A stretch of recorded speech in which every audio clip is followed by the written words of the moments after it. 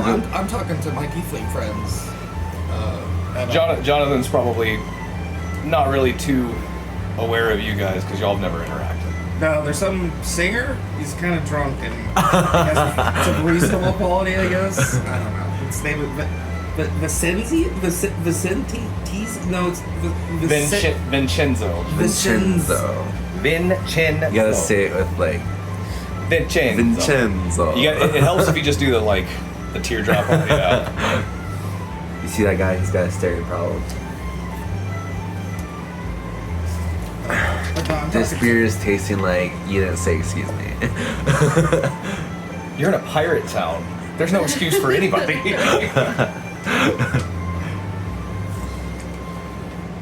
Can I go talk to this guy? Ask him what his problem is? Why is he looking at all of us?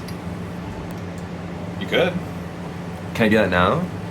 Are you getting accused of taking your necklace? Oh my god, I forgot about that. And that's totally fine. Like, everybody can help everybody. I'm probably not the best person to help, even though I shouldn't be helping. I will try, but I will forget things too. I'm just gonna drunkenly interact with everybody and accuse them of... Alright, so... do you want to just talk to him, or do you want to try using intimidation, or...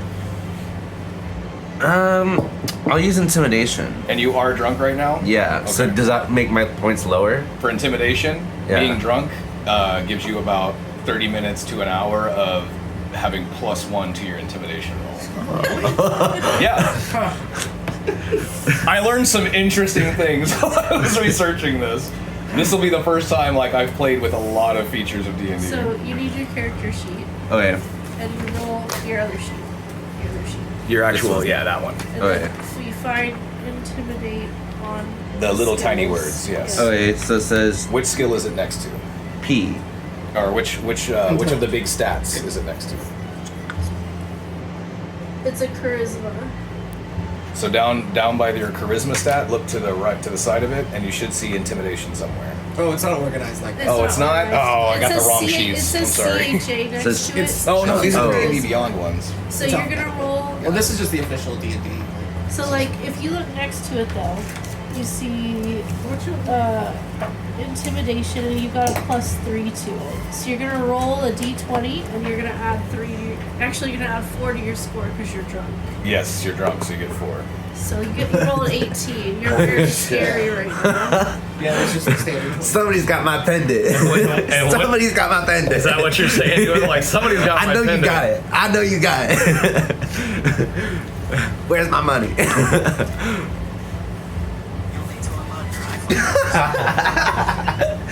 Oh, what was that? My iPhone. Oh, fun.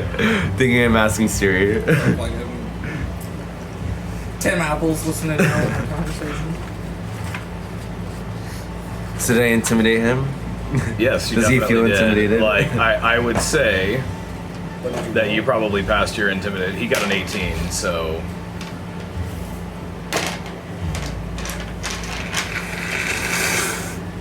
He furrows his brow and mumbles something about being sorry, pulls his mask up tight, and goes further into the corner, trying to put Ken's table between you and him. You can move him over if you want.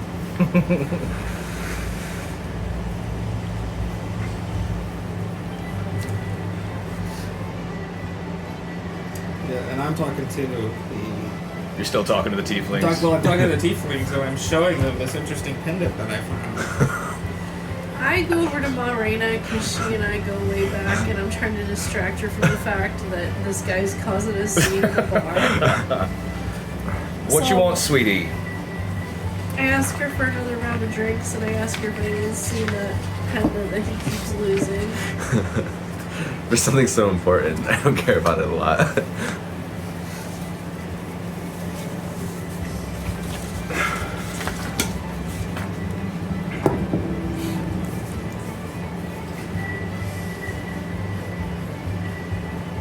Can I dance with one of them? I suppose you could. I don't think it'd go anywhere, though. That's a good reference, isn't it? Of course, dear. Did you want the spit shine ale? Bit of ghost rum? We have some lovely barnacle stew today. Whatever's the lowest alcohol content, because I think he's had both already. That'd be the Spitshine Ale. 2? Yeah. So, she quickly turns to her perfectly clean mugs and grabs you 2 Spitshine ales and hands them to you. And I ask her Oh, that's right. What was the question? if she's seen that stupid necklace he keeps leaving around here.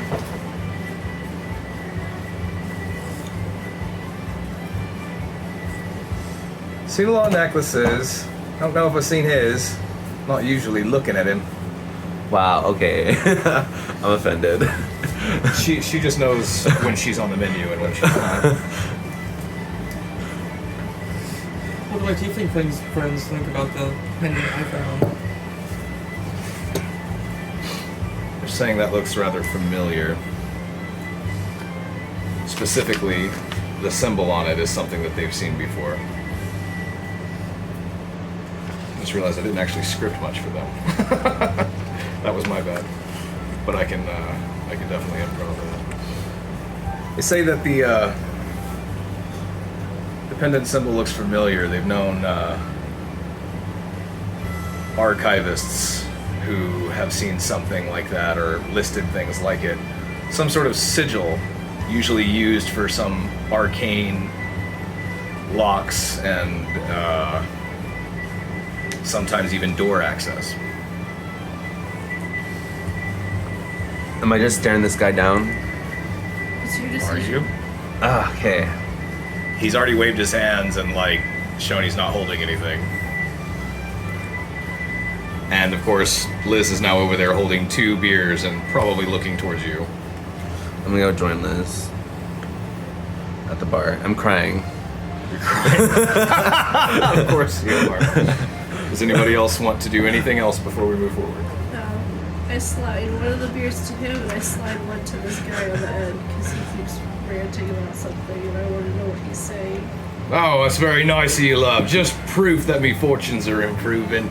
Oh gosh, I couldn't tell you all the good luck I've had lately.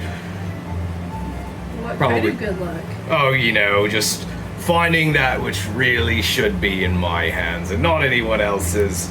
I'm on my way to great things, I tell you. You'll be glad to have done me a favor, I tell you. Very drunk. Very, very drunk. You know, I don't like that. What, you just don't like that he's having a better day than you? Yeah, I'm gonna confront him. You're gonna confront him. Okay. Yeah. Are you gonna try to like intimidate him again, or are you gonna? I'm intimidating this guy now. All right. Yeah, I'm gonna cause a problem, you know? Add 4, 13. so 13. Yeah. You don't scare me, you little twink. Oh, can I Not hit even him? the gayest of pretty men could bother me today. Oh, that's fucked up. I'm gonna hit him.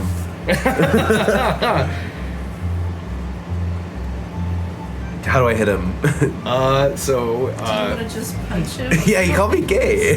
So, Strike. an unarmed strike. So that's a D4, I believe. Well, you have to roll the hit first. Oh yes, roll to hit. That's right. That's right. So What do I- roll your d20 to hit. It's a 6. Oh no. Did I? What do you have? Yeah, let's. What do you do? So actually, I can just tell you right now, unless you've got a +5 modifier, you're about to. I don't miss. think I have no. Your drunk ass misses your swing as he barely even tilts back away, and he laughs as you stumble towards the bar between the bar and the chair. Trips. Yeah, no, you don't. No, you're not prone yet. I'll tell you when you get knocked down. I promise. What was that for, love? Now, there's a good lad. Why don't you have a sip of this? And offers you some of his beer. Take a drink of this beer. Anything else before the script continues? No. Alrighty. Wait, do I overhear his conversation? They're speaking in They're probably speaking in personal Oh. zone, so if you're not at the table, you probably can't hear it. You could technically try an active perception check, but your passive perception check would definitely fail.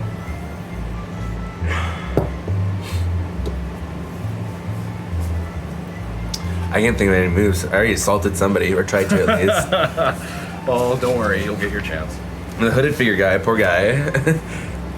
Hiding in the corner like. But now he's just standing a little too close to Ken's table.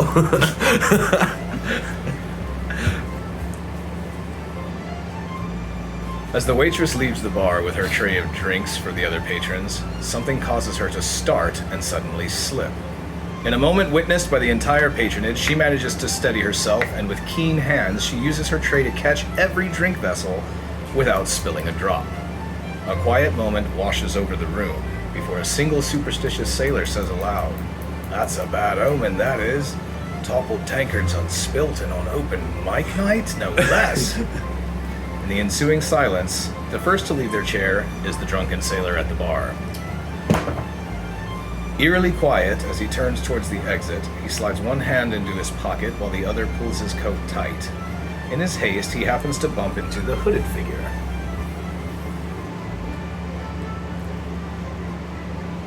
That's the hooded figure, right? No, that's the masked. masked figure. This is the hooded. Sorry, I also thought that was going to be confusing. I apologize. It's alright. In his haste, he happens to bump into the hooded figure, who suddenly draws his blade and stabs the drunken sailor through the belly, No! screaming, "That map is mine, you bilge rat!" He fishes a rolled-up bit of parchment from the dying man's coat pocket, withdraws his dripping blade, and waves it at the rest of the room menacingly. He crumples the stolen stationery to his chest, screaming, "None of you saw nothing, you got it!" And at that moment, of course, the tavern erupts into chaos. I immediately pull my short bow. We're entering a tavern brawl phase, Yeah. so you could do that. Wait, he just killed this guy in front of me that just shared a beer with me? Yes. So you're right to be very angry. My heart is broken. So let's... My 5-second interaction with him made me fall in love with him. And now my heart is broken. So we'll say there was one man who was in the worst place. He started coming up the stairs for some reason. One man here, another sailor, pulls himself out from under this table. Turns out he was there the entire time. And why not? There was someone sitting at the other end of the bar. Maybe they just got there. So where's the man who was stabbed? Right there. Oh, sorry. This one's alive. He dead. So flat side up means he's dead. I'll get better figurines for next time, I promise. I can't go spare the dying on him. He's dead. He's NPC dead. Yeah, in NPC dead, you could technically try, but right now, there's the matter of... This man menacing the entire room, and generally... The bar is now full of people who think it's time to fight. I look back at you, water-filled eyes, and you see my face turn to rage. Well, you didn't look at me.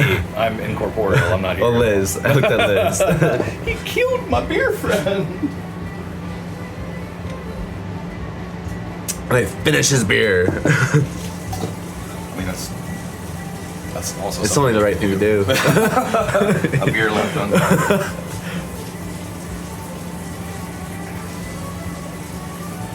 When I'm So, fighting when this is people, can I grab other people's beer and drink it? So We did decide that potion drinking was a bonus action. yes, so you could also you could as a bonus you could hit somebody and then use your bonus action to take another drink. Yes, leaving your character probably permanently drunk with your extra intimidation. What else is... There's something else that you get. +2 when you're drunk. Also, I think it's isn't your bonus action used to do like reactions? So if like you use your bonus action on your turn, you can't use it to like react. You can't then react to somebody else's in their turn. I haven't ever seen that. I've definitely played a character that hit twice and then also was able to do an attack of opportunity when a thing ran away. But again, if we want to look those rules up and play by them, that's fine. Do we need to roll for initiative? We need to roll for initiative. So everybody's going to roll a d20. Roll for initiative just means we're trying to figure out what turn order we're going in. Oh, 20? Holy shit. being drunk. Wow, you got a nat 20? That's disgusting. So, well, that makes sense. You're very, very upset about what you just I am saw. upset, you know? But actually, it's a 22. Technically, yeah. And also, Seven. interesting, being drunk does give you +1 to stealth while you're drunk, for whatever reason. Don't ask Because you have I, to, did, like- I didn't write Are this. there no like less willpower or intelligence or anything like that? Like there's Not, no not negative in the effects to alcoholic getting drunk? drinks that I found, but I imagine there is a certain point that if you drank enough, I could probably think of some sort of a deficit that you're at. You just start building encumbrance. You can't carry shit. You're so drunk you can barely carry yourself. All right, Okay, so so yeah, you got I a 20, The 22. I got 7. I got 18. 18, so turn order is going to be, Oh yeah, I'm gonna stab a bitch. yeah, Vicente, well, I'll explain this here What in a about all second. the pirates? Everybody, all the NPCs need to roll for initiative as well. Yes, I should roll for them.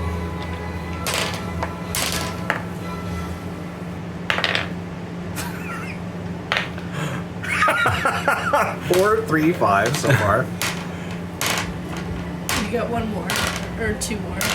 Oh, Liz, you're green, aren't you? Yeah. I'm sorry. It's okay. I should have can picked. pick a different I shouldn't have picked green. It's okay. Don't want to be the paperclip? I'm colorblind, so I can't tell anything. Oh, here, I'll be shit. Oh, we have 2 colorblind people? Yeah, I've got to get figurines. Yeah, you want to be Shinron? It's kind of a lizard. He's a lizard. That's Liz for now. There we go.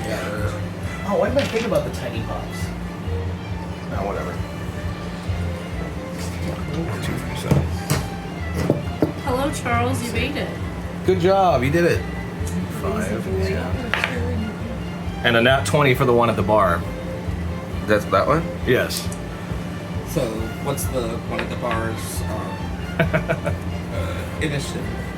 His full initiative is just the dice roll. Okay, so he does go second. Threw me for a loop for a second watching that. Yeah, no, it spin. spins both ways. That is. Oh wow, that's weird. I could watch that way too long. But no, so like the one thing that I think we need to do with this, right? And I don't think we want to do it in this campaign. It would be something where it's just like, oh, the dragon is about to breathe fire. You get this amount of time Oh, I like to that decide idea. what you're gonna do. Oh yeah, any sort of physical proxies that you guys think of, like we could totally do that. I've heard of people pulling out the Jenga tower and be like, "You're escaping a tower." Mm-hmm. So naturally, every time you take a turn, you have to pull a block and try to get out of the tower before it is destroyed. That's something we could do. Actually, I need a minute. All right. Hey, buddy. Pirate.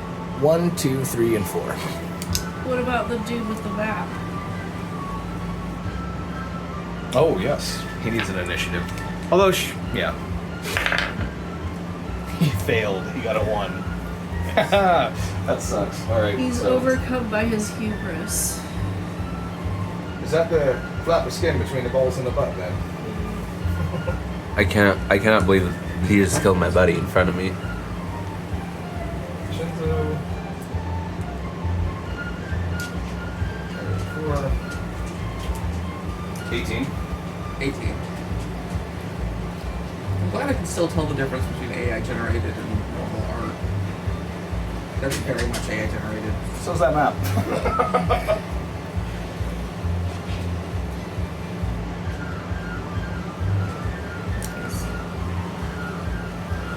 Liz's was 14, is that right?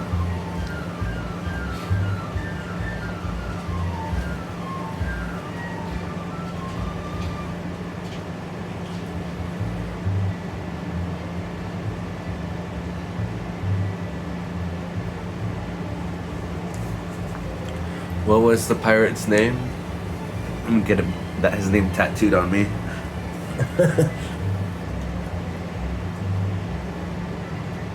The guy who went down? Yeah. You can search his body afterwards to try to find out.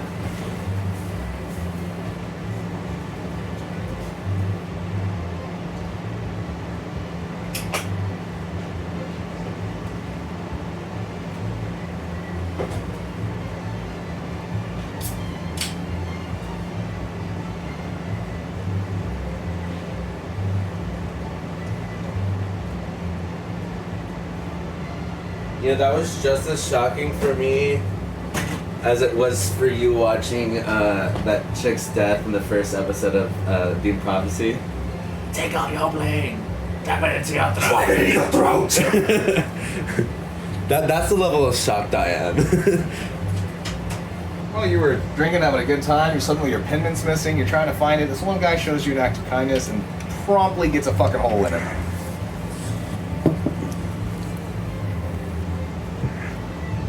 I'm definitely writing about this in my diary. All right, so I'll give you guys this choice. Probably right here.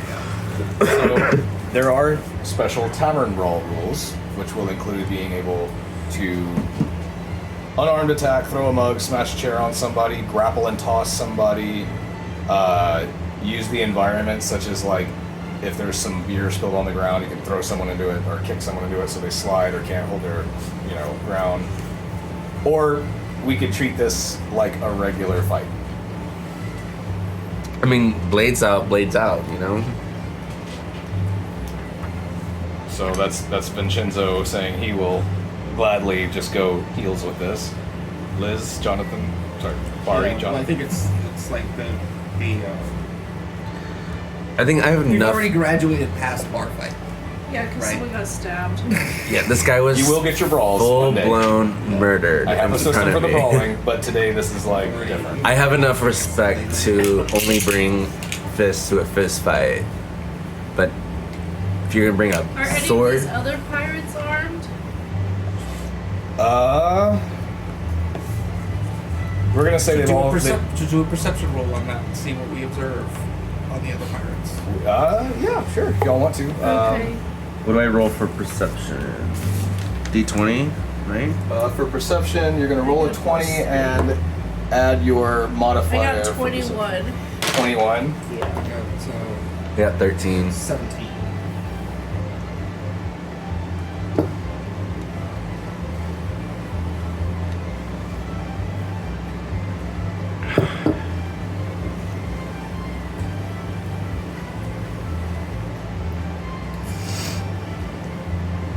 Yeah, do you know why the Japanese tradition is to sit in such a way that makes your legs go numb? So you don't sit? It's so that it makes your legs go numb. Because after a Because- while, you won't notice it until that moment when you decide to stand up. Well, it's more so that you can't betray your daimyo. You're done, you? Or your- Daimyo were daimyo. they were the head of each vassal state. Like Yeah. they were if before the shogunate they weren't vassals, but they were the head of their area. Yeah. So if The if lord. everybody in front of them is sitting on their legs, and so they can't stand up, then they can't betray you. 'Cause They Oh, can't stand up and go and slice your throat. that's They it. can't feel their legs. No, I don't have the capacity to sit for that long. As soon as my feet start getting numb, I'll be like shaking it, you know? So 21, you said 17. 17. Yeah. 17, and what did you get? 13. Sounds about right. So you at least notice that this guy standing behind your dead friend is holding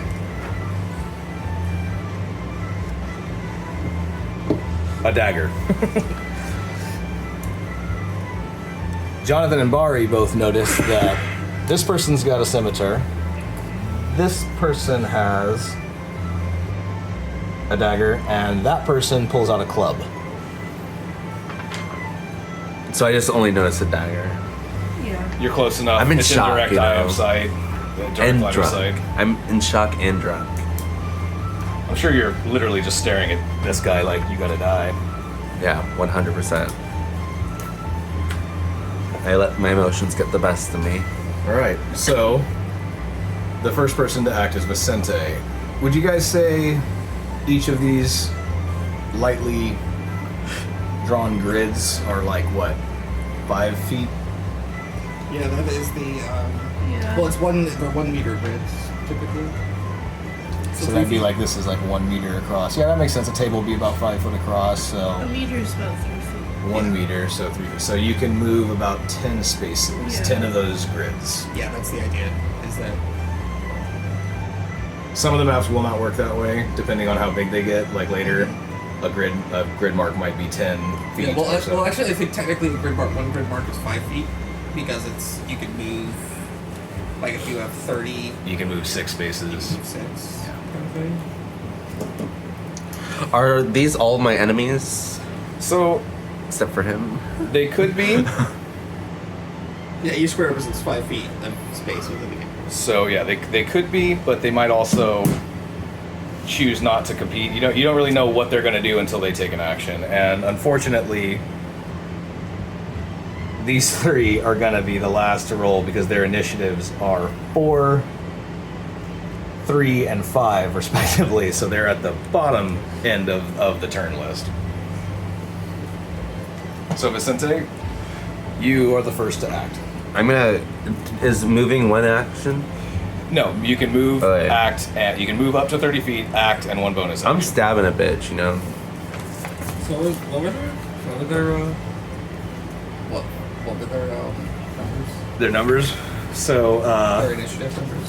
the initiative numbers were 4, 3, 5, and the one at the bar actually got a 20. So he's gonna move right. He's gonna move right after Vicente. So here's an idea. Oh, that is a cool idea. So we don't forget, because we will forget when people start moving around. Wait, I'm gonna short sword attack him. There are multiple colors in there too. If you want to color code anything. I'm gonna short sword attack him because this doesn't seem like a job for like a long sword. You know? All right. Go ahead and do that. I roll my So roll the hit 20. to the 20, and then you add your strength. Oh. My string. What's the bonus number? Well, he's got to roll the hit first, right? That's what he's doing. Okay. +3, so 13. Yeah. You got a 13. You hit him. So now you roll the damage for your short sword. What does it say the damage is on? 1 hit deals 1d6. So that's which one? This one? Yep. 3. Plus what? Where's that? 1d6 plus. Dex pierce damage. Yeah, so 1d6 plus that. So you do 5 damage to him. 5 damage. 5 damage.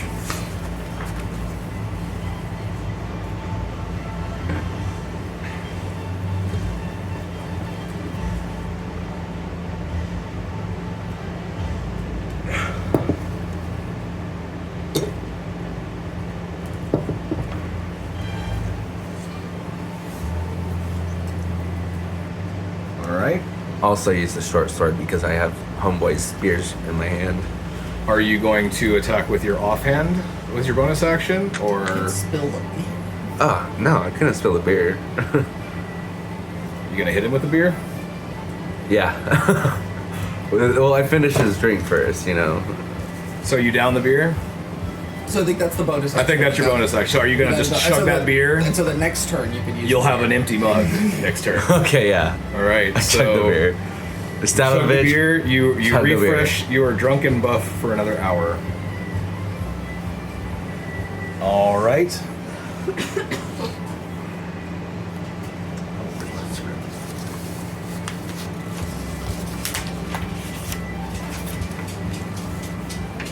One of the tieflings ducks under the table, but the other rises from his seat with his teeth bared and stein in hand, and he screams at Jonathan, pointing at the murderer.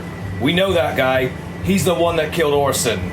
He then throws the stein at the hooded attacker.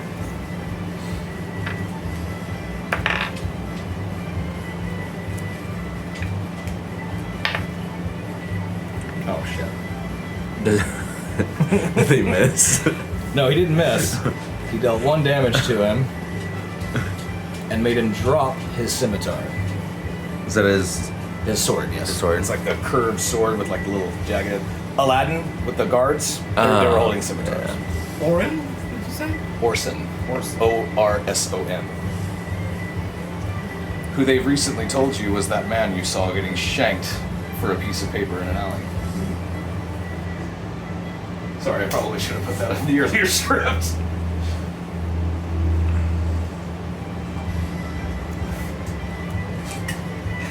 We're good? Moving forward?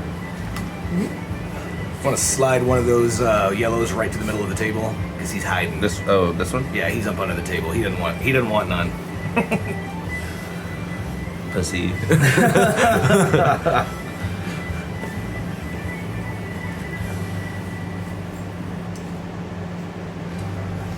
All right. The gentleman at the bar moves to back up Vicente. So how many spaces? 1, 2, 3, 4, 5. We'll say he's adjacent to Vicente, right? Oh, sorry, Vincenzo, right behind Right here? you. One more, either right behind you there. Right there? Or right here?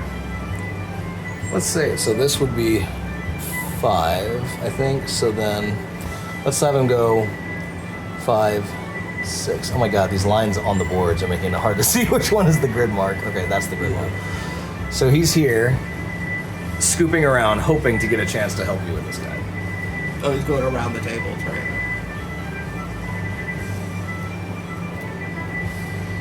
Meanwhile, this gentleman dashes through the shadows.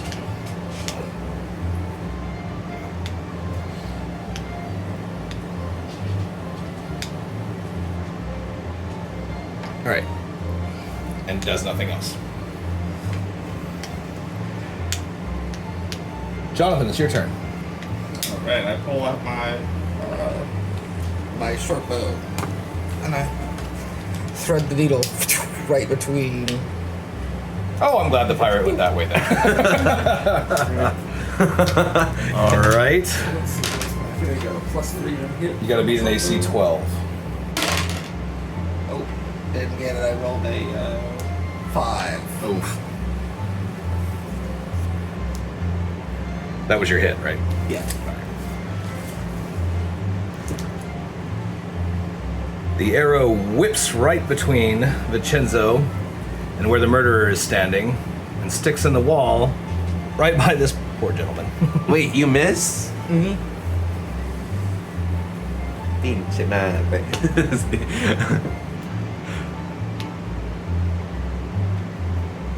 And it's Bari's turn. Oh, wait, did you want to move, use a bonus action?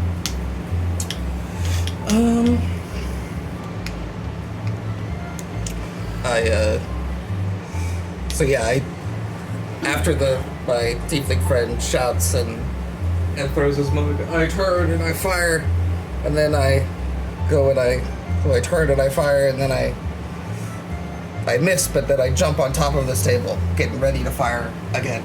That's any good rope work in this situation. Bari, it's your turn. Okay.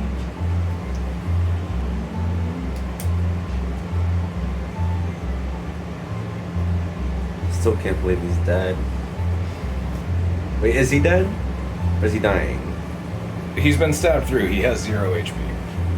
So he technically could be saved, but that may not be the first priority here. It's up to you guys to decide that.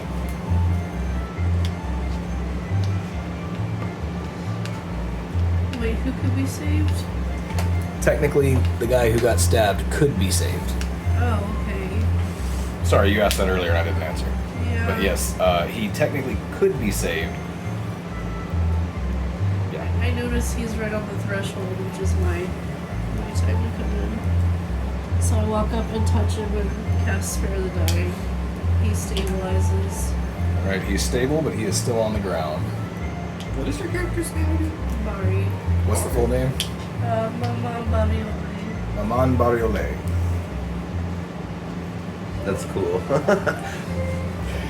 Voodoo Priestess, you better know her full name. I'm nervous to say it now.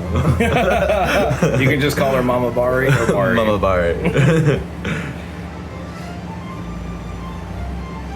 Is that it for your turn? Ma Reina uses command and yells, "Sit!" Targets the nearest brawler. Which one's that one? Who's nearest to Mama? Me. Or wait. That's you. Dang it.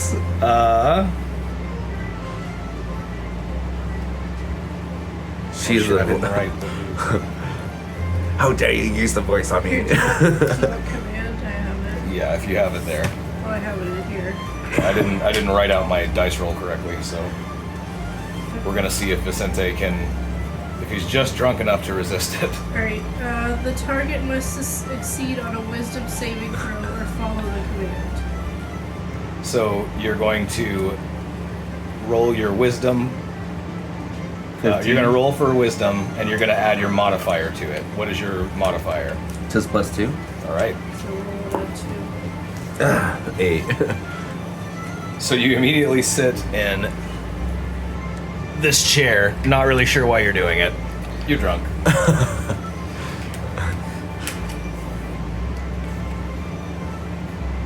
If you're not swinging for blood, get the hell behind the bar or help! She screams at everybody in general.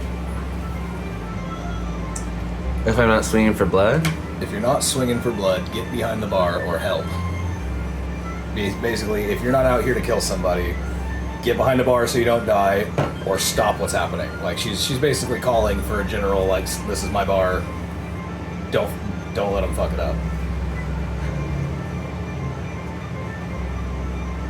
All right, so now it's the murderer's turn. Fully aware that he doesn't want to be here, he's going to go 1, 2, 3, 4, 5. Oh, sorry. Does anybody get attack of opportunity? No. 3, 4, 5, 6.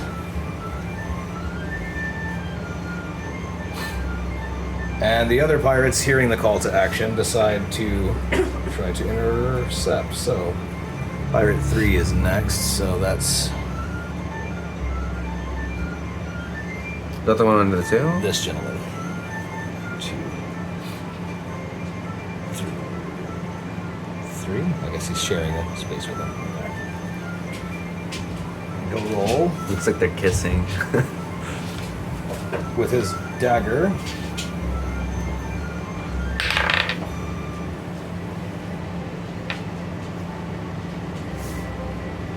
that's not this one.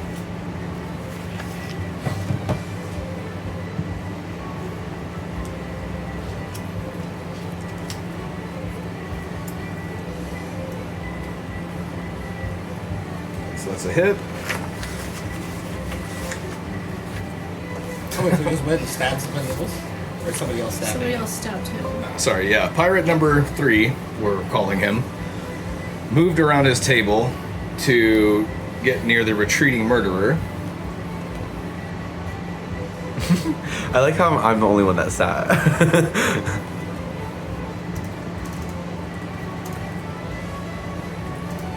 Glad I decided to set this laptop. This is probably going to help.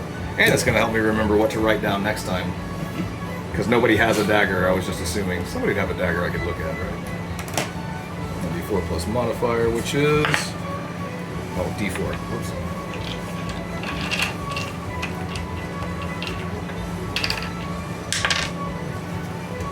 Nice. Plus a modifier of...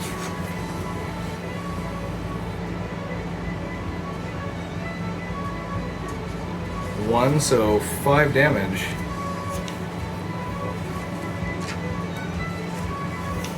He reduces the murderer. Oh, sorry. He manages to get his dagger into the murderer, who looks rather not like he could take another hit. So we all just went stab, stab, stab.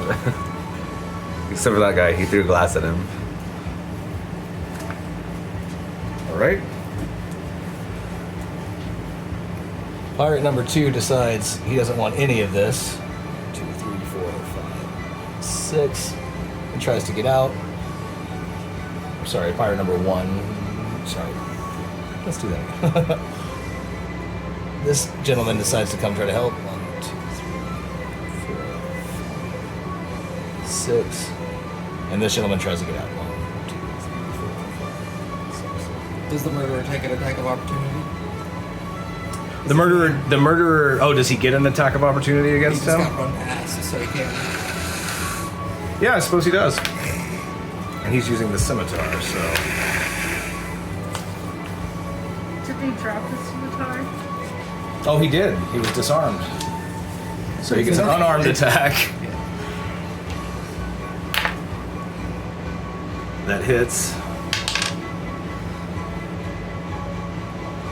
deals 1 damage to pirate number.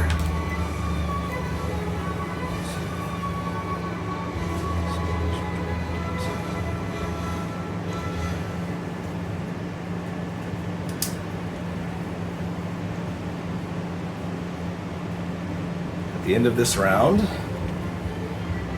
this gentleman seems to have disappeared. Oh, you should have killed him when I had a chance. These things happen. Yeah. Get a mask on. That's suspicious. That's weird. Alright, and it's Vincenzo's turn again. Oh, wait. How many times can I move? You can move 6 of these, like, see these squares that are drawn. And that's in 1 turn? That's 1 movement, and then you have an action and a bonus. Okay. It's 1, 2, 3. Oh, no, you're just jumping tables too. That's fine. Good job. We're not going to do difficult terrain for this one. Can I hit him with my mug first? Yeah. There's nothing wrong with that. No, you know what? How much damage does the mug do? Huh? How much damage does the mug do when different? That would be, if you were throwing it, it would be your strength or dex at modifier to your hit and a 1d4 bludgeon. You know, I'm gonna actually stab him. You gonna stab him? Yeah. Alright. So Roll the hit. 2. You missed your stab, like you missed that punch. Can I use my action move to hit him with the mug though? Yes, you may try to hit him with your mug as you're falling down. And then, so I roll again, right? roll the hit, yeah. 19. You sock him right in the fucking mouth. So roll a d4 in the triangle.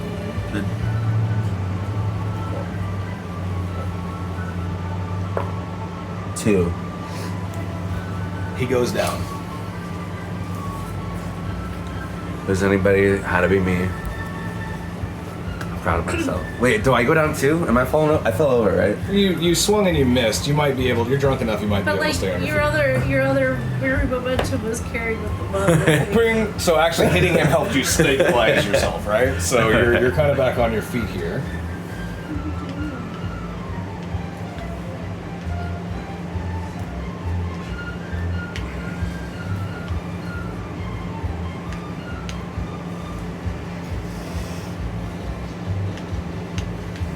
So he's knocked out, at least.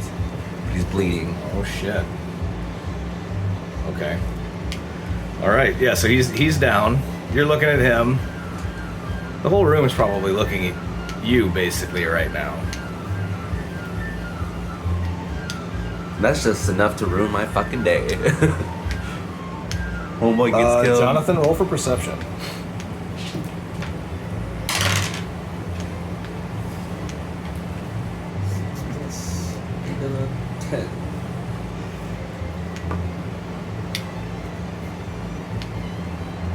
Bari, roll for perception. Is this my passive perception or rolling for You never roll. Yeah, you passive is just. Normally? I've already got your passive it? scores. Shit. It's a 5. It's a 5. There's no way you're paying attention right now.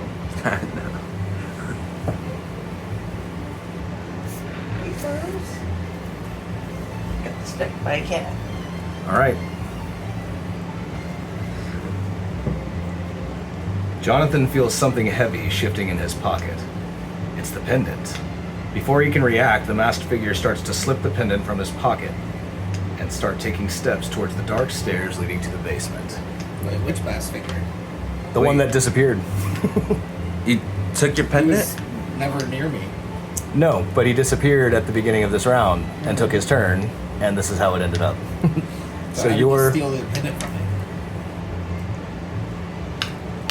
so Because he would have to, and he'd also win a sleight of hand roll. so that is considered something that just happened in general. But I could try to rewrite this entire next scene if you'd like.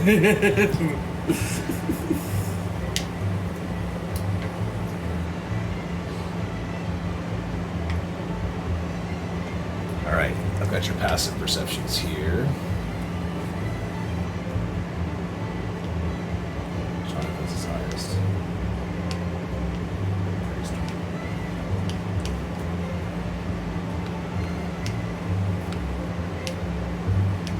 where are you standing, Barty? Right there. Perfect. So he appears here and reaches up. Well, I didn't think about this, but you're standing on the table, so he basically reached over at eye level to your coat pocket and started slipping out this pendant.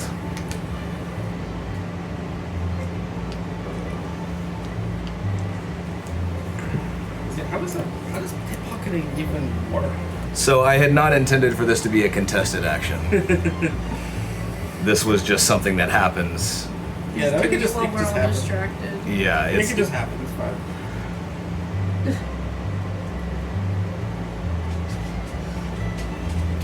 Dig my hair button.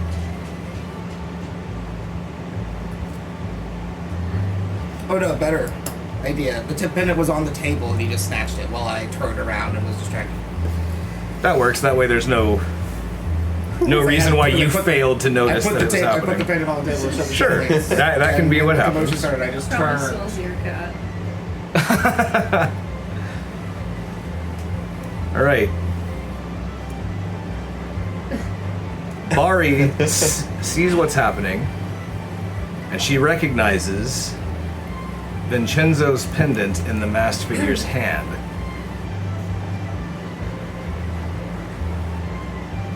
The hooded figure attempts to disengage and flee towards the stairs. So it's 1, 2, 3, 4, say 5, and 6. So right behind Bari, planning to jump over her and into the stairs to the cellar.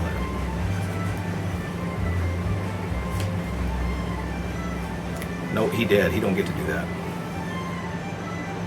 Well, he's not dead, but he's definitely on the ground.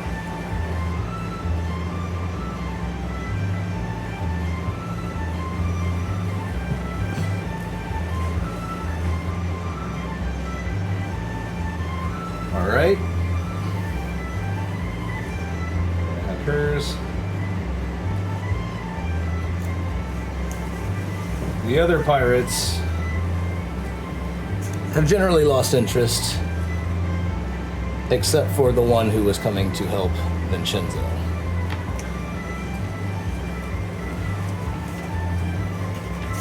Oh, this guy's down, right?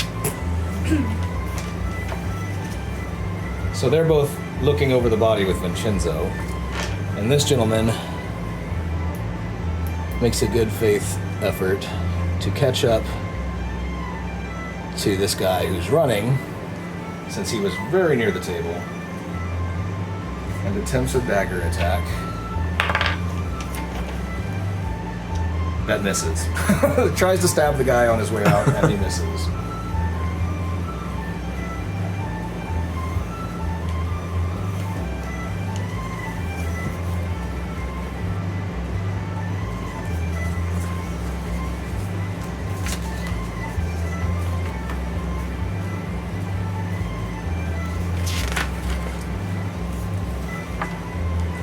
You guys took him down faster than I thought you would, so give me just a second.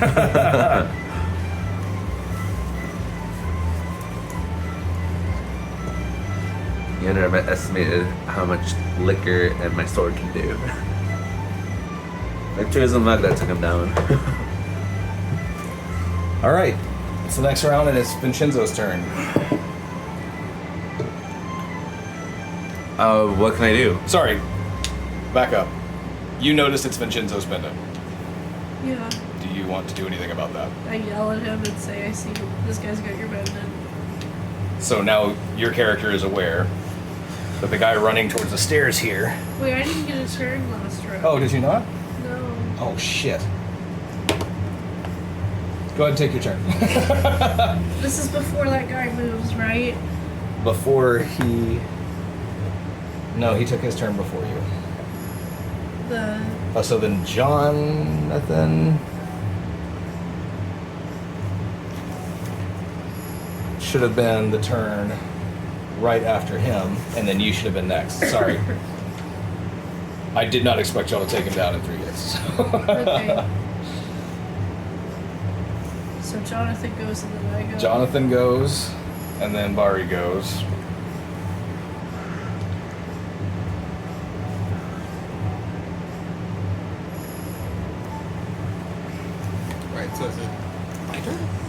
It is. We're backing up. It is your turn. Okay. So actually, this guy. Where was he?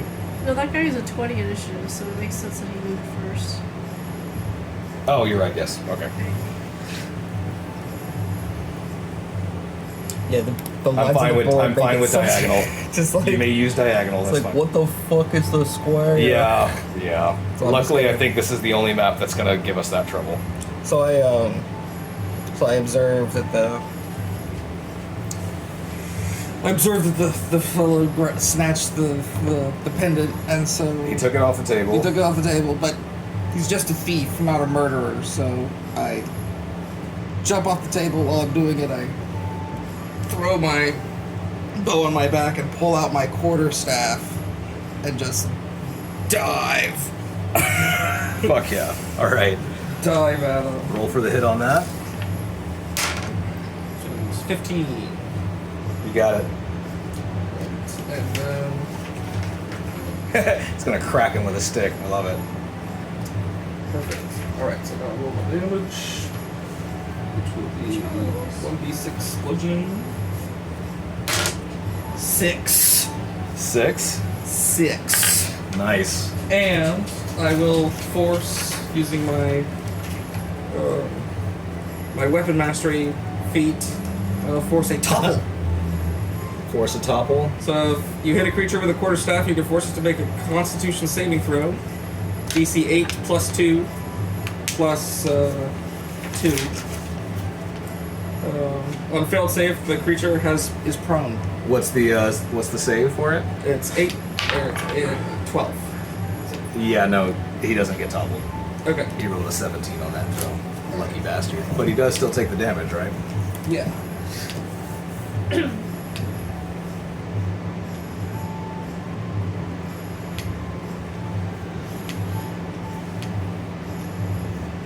And now it's Mari's turn. If that's... Unless you have a bonus action you'd like to use. No, I think that's it. Oh, wait a second. Wait.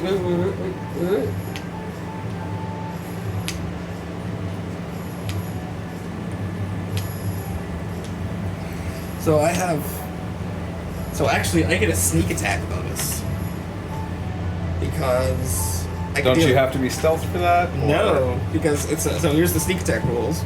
Once per turn, you can deal an extra 1d6 damage to one creature you hit with an attack if you have advantage on the roll and the attack uses finesse or ranged weapon. But extra damage. You don't. Oh wait, no. Wait. Sorry. It's okay. Because if I used my. It's been a long time since I've done this, so I'm not gonna be upset if anybody takes a minute to figure out. Yeah, so no, it's. I would need to. I would have had to use my short sword in order to get that, because it has to be a finesse weapon. But if you don't need advantage on the attack if at least one of your allies is within 5 feet of the target. And Mari's it's- right there. Yeah, but I used my quarterstaff, which is not a finesse weapon. so it's Okay. I mean, maybe in your hands. Finesse or range. Technically a quarterstaff. If you hold it by the very end, can't you get at least 5 foot away? So there's no bonus then? No. Alright, Bari, your turn. I'm gonna club this guy. You're gonna club him? Yeah. Go for it. No. Miss? Yeah.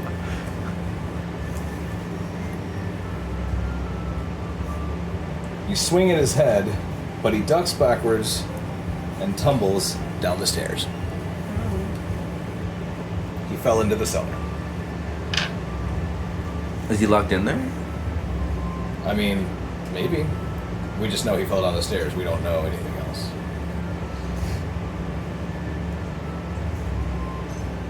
Wait, do I know he has the pendant or no? Yeah, I yelled. She yelled. Okay. She yelled about it, right? Yeah. Okay. Ma Reina stands up from where she was protecting, assumedly the waitress back there, Anongabat. Should I move her over there? Should I move her, the waitress? Ma Reina's already. Oh yeah, Waitress. yeah. Sorry, move the waitress over there. I didn't give her a turn, did I? That's She's okay. shaking. She wasn't gonna fight anyway. Her turn was when, like, she was like, everyone behind the bar if you're not going to try to kill somebody. Ma Reina turns to the waitress and said, "Did that bastard pay his tab?" The waitress just freezes in the traditional expression of, No, fuck, he didn't. She goes, well, somebody better go get him. The other pirates have decided there's nothing else for them to do here, and they're not involved with the pendant. Well, But this gentleman, Did Vicente grab the map off of him? Did you grab his map? nobody's looted that body yet. Okay. I can do that. Sorry, on my that next was turn, the masked guy that fell down there. This was the guy who murdered and stole the map. Is he dead? Yeah, he's dead. I mean, you knocked him the fuck out. So unless somebody decides to try to bring him back right now, no, he did.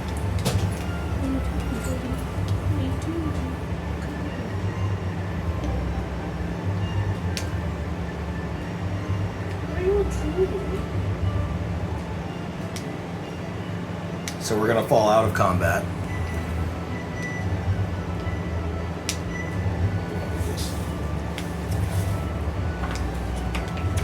Can I drag his body with me? If you want to be fucking weird, we'll take a movement penalty. 2 bodies, half the movement. So you can only Why would you move. just go through his pockets? Yeah. Loot that body now. Loot that body, I'ma loot the motherfucker.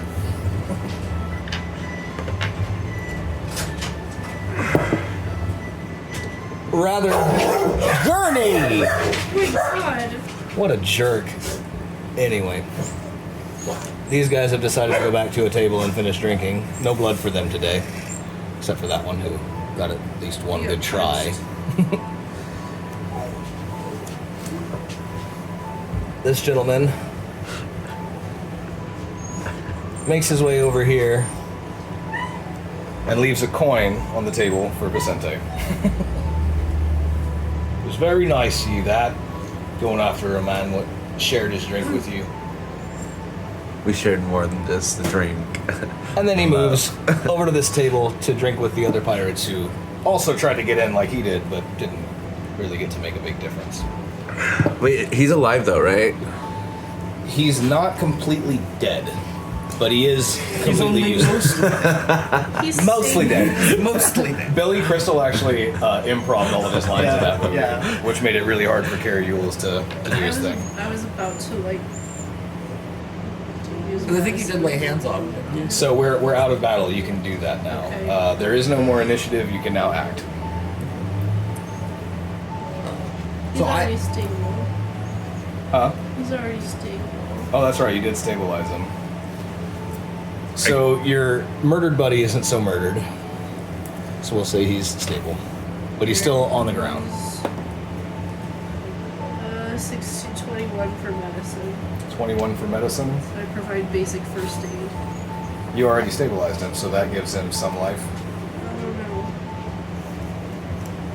Let's see. Is there an exit to the cellar? Or is he just trapped Yeah, I there? asked Ba. Is there a way out of your cellar? If you like the sewers, love, there sure is. Ah, shit. So I run down. All right, so Jonathan will be the first to go down. We'll just use this spot as he's exited this map. But you two can continue. Can I loot his body? I'm gonna loot his body. Yes, you may. This sounds so perverse. That's great. Give me that booty. You have something to write for in your notes what you pick off the body.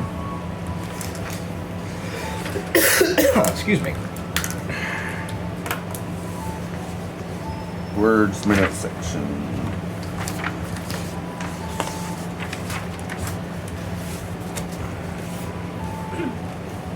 Good.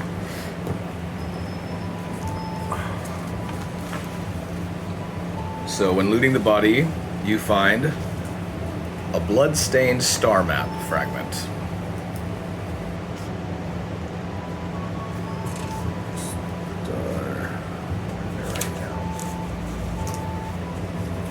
Right? You also find tucked under his jacket something called a moon piercer short sword, which I will explain shortly.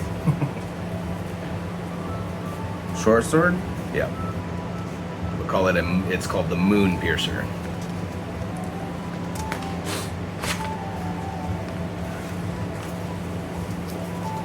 This is one I wrote down where that was.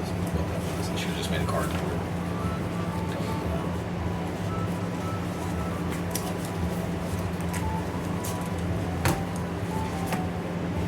Oh, gosh, that's useful.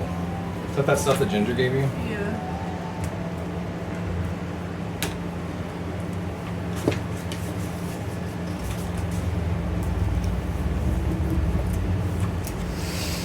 All right. And you do notice that he has a tattoo. It seems to be a falling star with 3 eyes. So you read that in my notes? You can, yeah. To help you remember that you saw something about a falling star.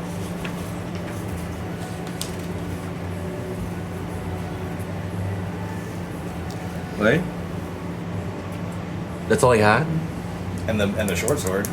No money? I mean, he was stealing from a guy. So. Wow, he's got like not that big of a booty. No, he definitely wasn't selling it. All right, so do you guys want to do anything else? Or you want to try to follow Jonathan and figure out what's going on? I'm gonna follow Jonathan. Yeah. All right. Or what's your name? Jonathan. Oh, that's your name. Okay. Yeah. Joshua is Jonathan, Vicente is Vincenzo, and Liz is... Mama Bahava. Did you just say? Marley.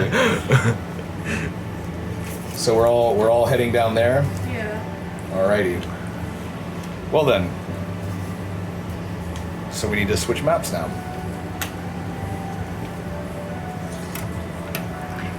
Next time, let's do this for everybody. That would have helped me. I'm so sorry, guys. I did not mean to be that disorganized.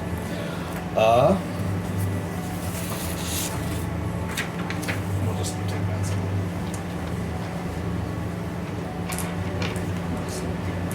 They're all shut. All right.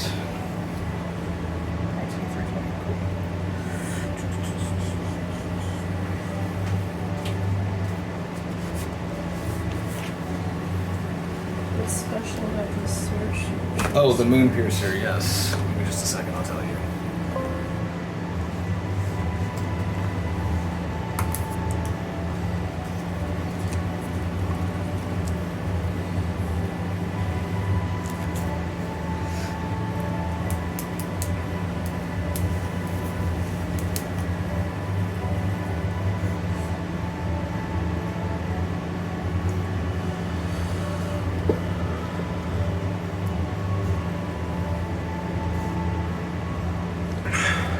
It's a +1 to hit in dim light or at night.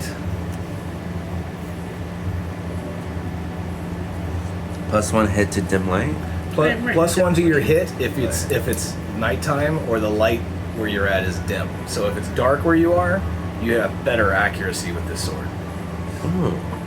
Does it, as the moon phase determines that, like, I don't get any magic ability? I mean, it does glow a little bit, which is probably why it can give you +1 to hit in a dark place. And that seems to be the only special thing about that sword. What are the short sword rules? Short sword rules.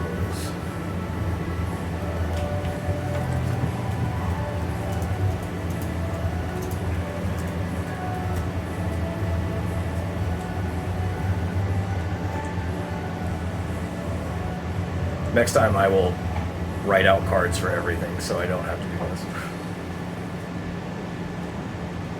1d6 plus modifier piercing.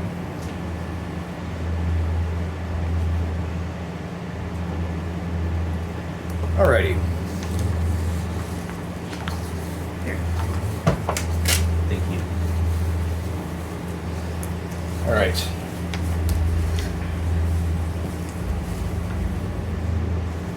Skizzers.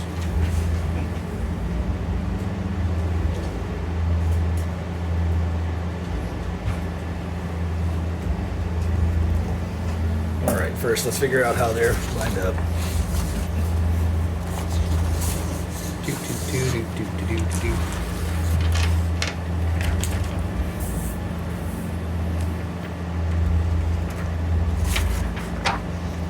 What's this? That. And that one goes there. Wait.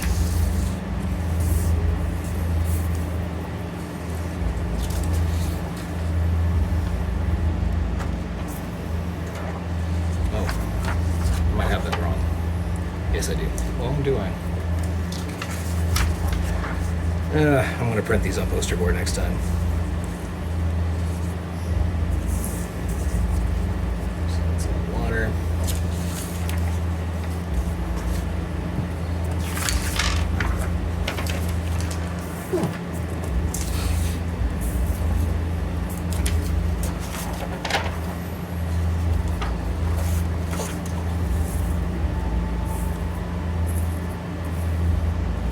I guess I could have used the bridge that's at every on every page in the corner to figure that out. So the grade will be a lot easier to see on this one, thank God. Though the ink is incredibly dark. I promise you the pictures that I got were not dark as that, just they printed that way. Oh, tape. Do we need to cut it? We can, yeah, if you guys want to. Here's another pair of scissors if somebody wants to help. Wait, what do you want to do? Do we want to cut the white borders off, or do you guys not care? I don't think. Okay, that's fine. So yeah, go ahead and you may tape to your heart's content. Where's homeboy at? Would you like to know? I would like to know if he has an appendix. Oh, did you just get that done in one piece of tape? 2. Oh, well, still, great job. So, you guys aren't actually in here yet. You're in the cellar. It's a very small room. Doesn't seem to be much going on in there. What would you guys like to do while you're in the cellar? So by the time I get down there, I'm pursuing Giant the thief. pirate orgy. You get to the bottom of the stairs and you hear a loud thunk. But you are not immediately able to identify why. I express exasperatingly, God damn it. Which god? Never mind. Alhamut. Oh, that's right. You worship the dragon, don't you, Bahamut? That's the king of dragons. When we have some fun time later, I will show you some interpretations of what Bahamut supposedly look like. They're kind of crazy. Did I name my dragon? Oh yeah, Chef. Do I have my dragon? He's been there the whole time. On your shoulder, watching you fuck up. So, But he's a very good trained dragon. He's just gonna sit there until you tell him to do something. Can you provide light like a torch? He could, yeah. It would probably use up your finger of flame, Alright. and then he wouldn't be able to use it again until you guys rest. Right, so Jonathan got down there, heard the thunk, said, God damn it. And this is Well, right about when you guys... I can't use the finger of flame because there's a lot of methane gas if this is a sewer, right? That's a good point. You can still try. We're not in this thing. Oh yeah, you're not in the suit. Right now you're just in the Oh, yeah. cellar underneath the thing. Yes, sorry. the first thing I do is I immediately do an active perception to see if I can notice any like dust or any evidence of like the thing that went funk, so I can find out where the dude went. It's a 15.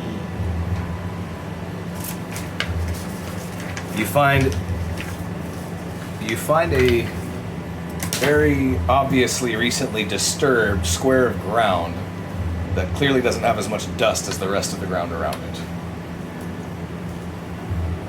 Upon closer inspection, you realize that it is indeed a hatch to the sewer. So at this point, you guys are also there. I open the hatch and turn and just look at the other two before I whoop, jump in. She's already told you that the pendant he just lost to this thief was definitely the one you lost. I'm upset about that. Do I know him? I don't know him. Y'all haven't met officially, although he was at the tavern that you frequent for open mic night, among other things, I'm sure. Hookers that you paid alive. The waitress. She's not exactly a hooker. She's just got a price. I mean, she makes money just to talk to me. It's all gossip, really. Are you still carrying your mug that you like hit the guy with? I guess I am. I never dropped it. I did loot his body. Is there any barrels down in the cellar? Can There I are. refill my mug? I'm gonna use an action to refill my mug. Use the opportunity to refill your mug from You could. You could definitely tap the bung and pull yourself. Let me fresh- tickle that bunghole. Yeah, little fresh draw from Ma Reina's reserve if you'd like. I'll flip a coin too on top of them. The barrel. Roll your regular die, your d6. D6. 4. What does that mean to you? No, he's flipping a coin on top of the barrel to like. To- as a tip. as a- I'm sorry. I thought you payment, were trying to get a yeah. coin flips chance for No. something. Sorry. No, it's like to pay for it. Yeah, to pay for it. Because, you know, she's my homegirl. So your offhand is currently equipped with a full stein of beer. Any other tavern? No. You gonna say Still anything beer. to anybody? You're just gonna fill your beer. Just gonna fill my beer. Not gonna say anything to the guy who apparently had your pendant before it got stolen. I'm already gone. Oh, you already jumped down the hole? Yeah, I look. Okay. I Jonathan's like, I look back, I see both of them. Okay, but I give I him the, look like eyebrow, like, hey, and then I jump out. I look to Liz and I tell her I'll need a drink for this.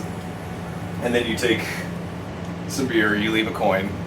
Leave a coin. We'll say it's the same coin that guy gave you for being a good chap. Yeah. But when I jump down, I have a stein cover it, so it's like So you sheathe the blade, cover the stein, and jump in. jump in. Fuck yeah. a ladder. You're just gonna jump. All right. I'm just gonna jump. As he does that, Legba starts hopping down the stairs in her usual weird rhythmic fashion when she has to use stairs. And what? I forgot you're an alligator. With a magical black chicken. Yeah. It can do tricks. How'd you overcome the temptation of eating the chicken? I don't eat the chicken. She reminds me of eggs. She eats the eggs. She gives you food. Why would you eat the food that gives you food? Yeah. Keep that food and eat the food it gives you. She's more Instant useful as gratification. alive chicken. I sigh heavily and I follow both of them. Ah, fuck. Alrighty. So we all land in the sewer. And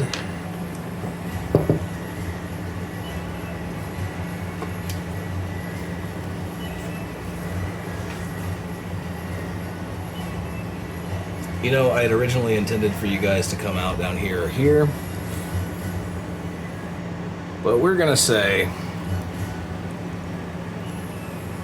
the offshoot that led to the tavern cellar was right over here. So you guys can place your, I think Jonathan would be kind of out front, yeah. You came out first. I never came out. That's good. You are in a glass closet. According to my notes, Vincenzo's in a glass closet. Yes, queen. Even Yes, though queen. everybody knows where he's been and how many times. And we can't see the mask figure. So it's probably pretty dark in the sewers. Yes, it is. So there would be low visibility. But no one, does anyone here have night vision? I don't recall anybody taking it. But we have animals. Do they have any perception? Well, actually, I don't know if anyone has night vision or not, so I just pull out a torch.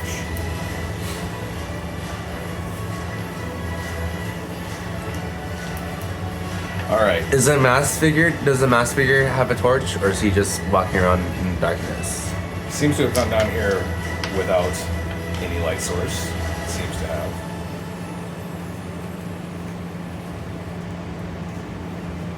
Just waiting for Liz to double check if she has any. No, it says dark vision here, but I think that was because I had to pick dragon board. Oh, for the thing, yeah. But You would have had to lizard pay folk- to get lizard folk. Lizard folk don't actually have. No, I don't have dark vision.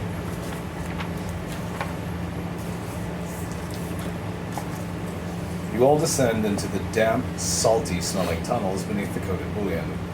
These tunnels once served smugglers and pirates, but now they echo only with the distant lap of seawater and the occasional clatter of unseen creatures.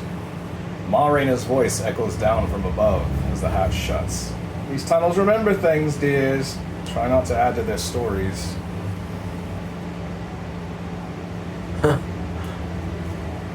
As Jonathan rounds the sharp corner first, a masked figure in a flowing coat leans towards a grate, dangling a pendant near it, as if expecting something. He looks over his shoulder briefly, then dashes down the side passage. Doop, doop, doop, doop, doop.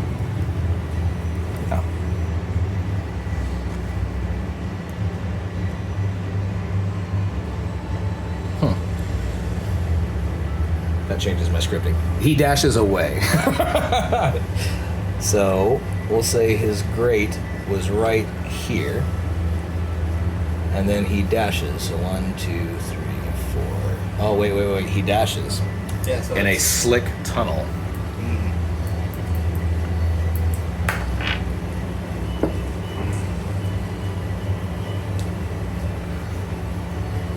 He fails to dash, but he manages to slip His way about there. Is this water like running?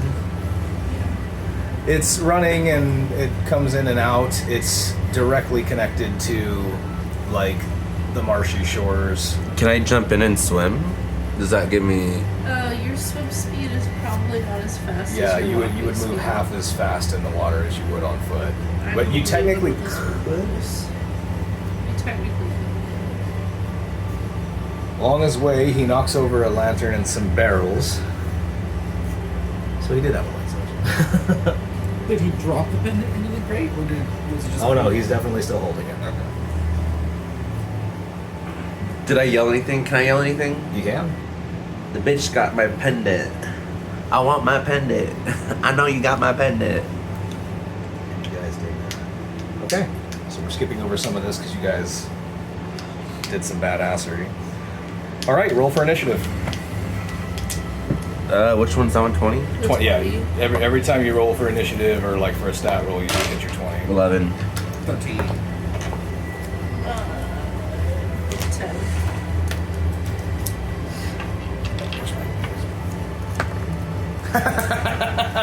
Oh, this guy's gonna get cooked.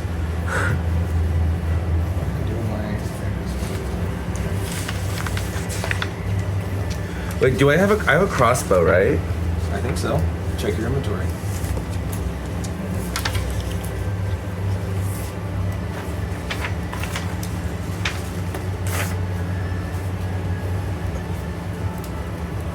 All right, what were they again? 10. 15? 13. 13, and what did you I have? got 11. 11. I do have a light crossbow.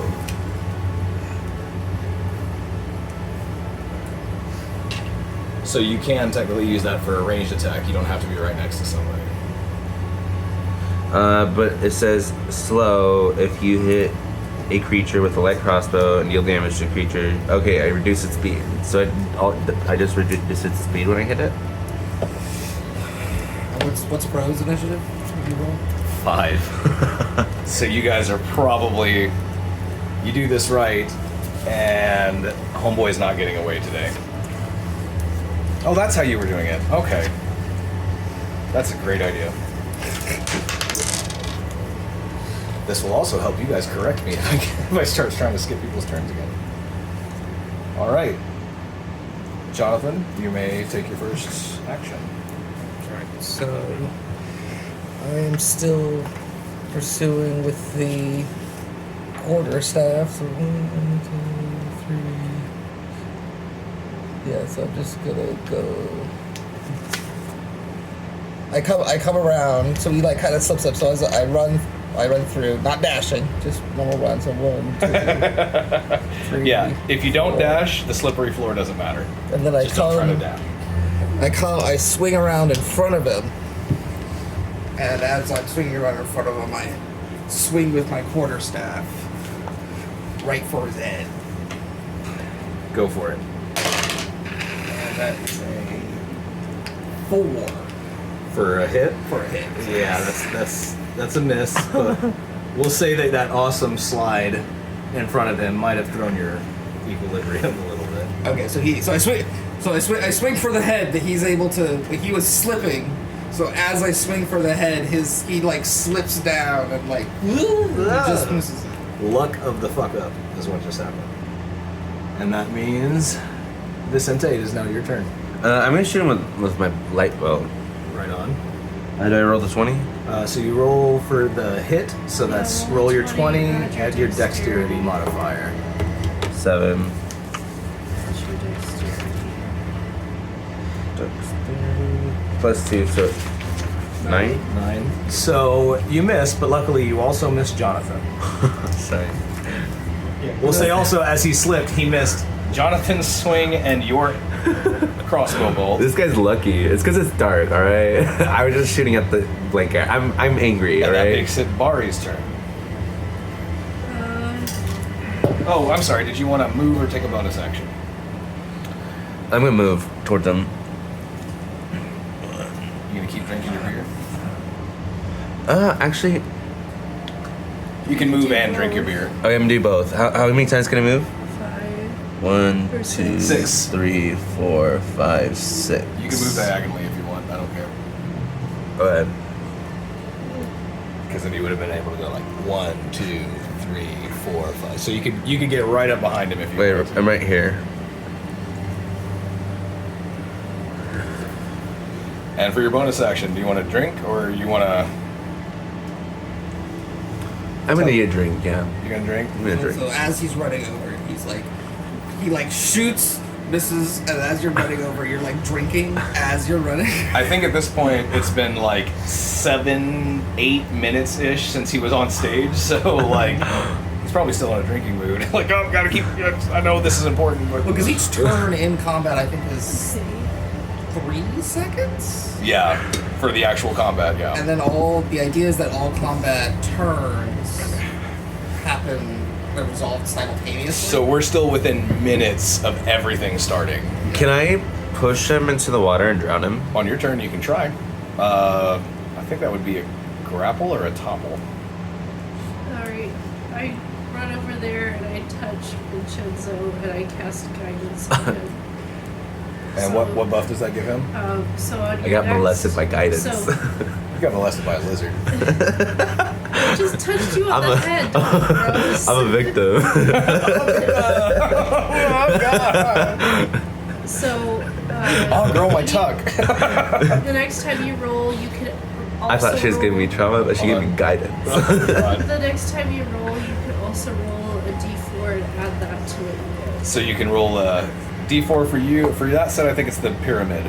Yeah. Each corner of the pyramid has a number around all the faces. So whichever So if you corner try is to pointed hit up him again, is Okay. yeah. yeah, You Yeah, want to see a weird D4? I actually really like this. the pyramid. Whoa. So it will actually have a face up number, but it's got the butt of 4 useless. Yeah.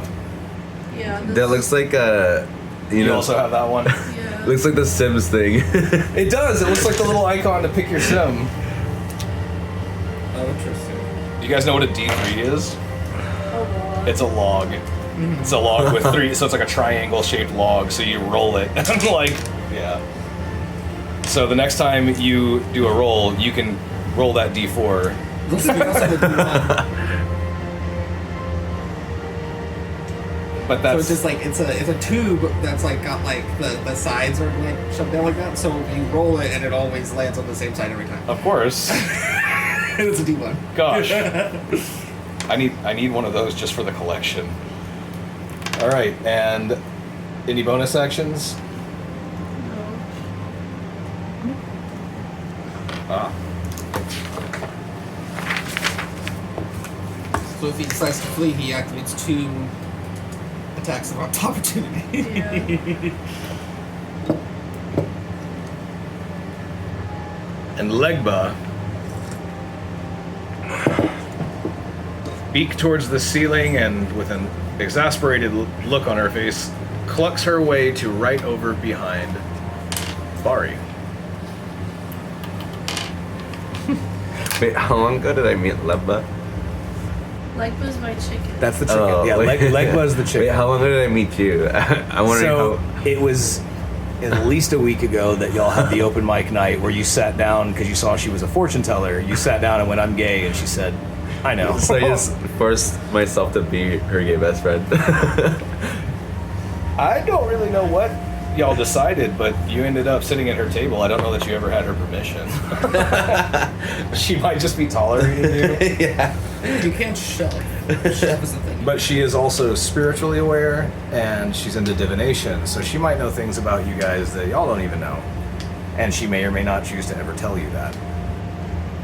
You can always ask her. Mari's also old and she thinks your antics are funny. Oh, sorry. Oh, you're good. All right. So we just got this guy surrounded. Surround sound. All right, so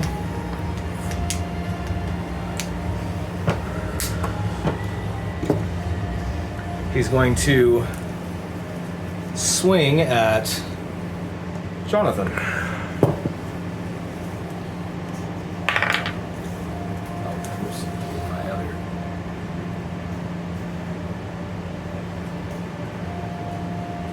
Hit roll of 18. What's your AC? AC's 12. So that hits. What's he swinging? Swinging a short sword.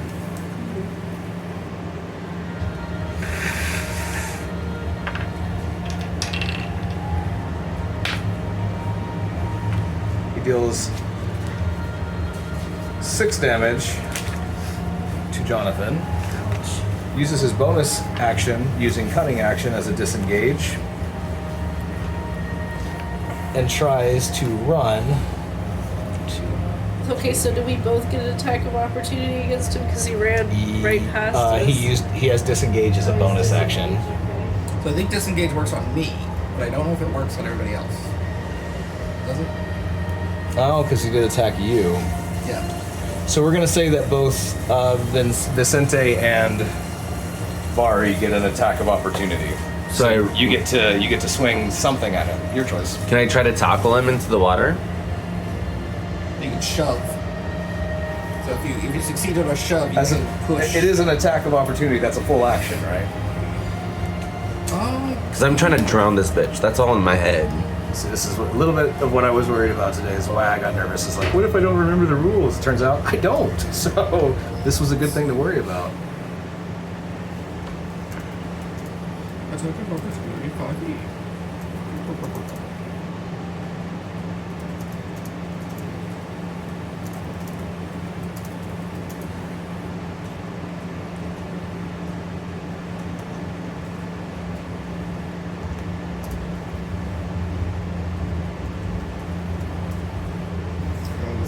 Let's check.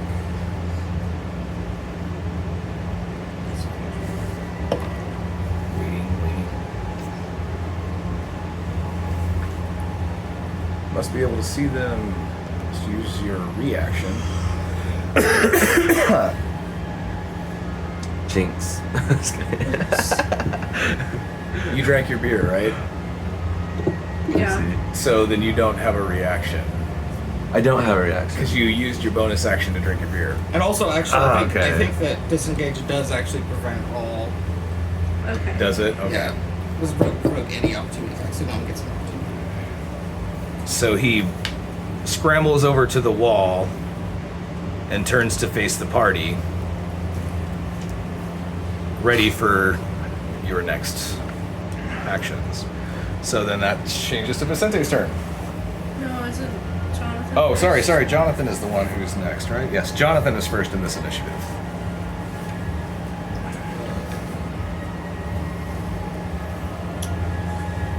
So I pull out my. I drop the. I've been stabbed. I don't feel good. So I drop the my pole arm and I go to and I pull out my short bow to try and give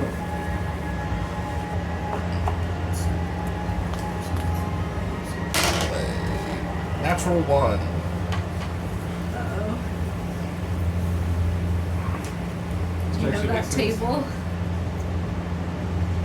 I don't. I should have made one of those. What's that? So when you roll a 1, it's called a natural, like it's a critical failure. Uh-huh. It means like you fucked up as hard as you can. So let's say you were trying to seduce an orc boy, right? Uh-huh. He's kind of twinky. You roll a natural 1, he's gonna grow a beard and bury your ass as hard as he can because you failed that hard. You roll a 20, he's gonna suddenly appear wearing panties and let you have it. Does that make sense? I'm just trying to use Wait. stuff. So he fucked So- me? No, so like if you roll a fail, it's Yeah. the worst. Like if you roll a 1, it's like you fucked up as hard as you possibly. Basically, every could. action that you take in this game, there's a 5% chance that you fuck up horribly. And If you roll a 1. do horrible. And there's also a 5% chance that you, like, totally succeed, basically, no matter what. If you roll a 20, it doesn't matter if all your modifiers plus that 20 don't actually make what you need. Yeah. You immediately do badass. Not at level 1, you don't think, right? Okay. What does it say? He could break his bow, but I don't really want to. So I think no. What happens is I pull it back, but because I'm injured, Okay. or because I've been stabbed, my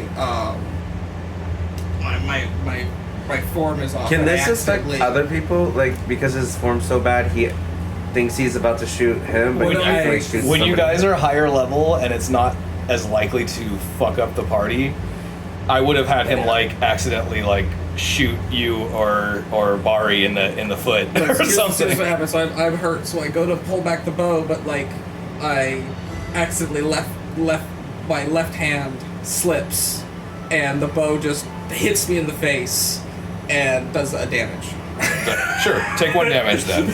You take 1 damage, and I am just gonna let you guys keep track of your own life. Y'all tell me when you like it. Feel free to lie to me because I probably won't realize. I'm gonna write this in my journal later. How embarrassing.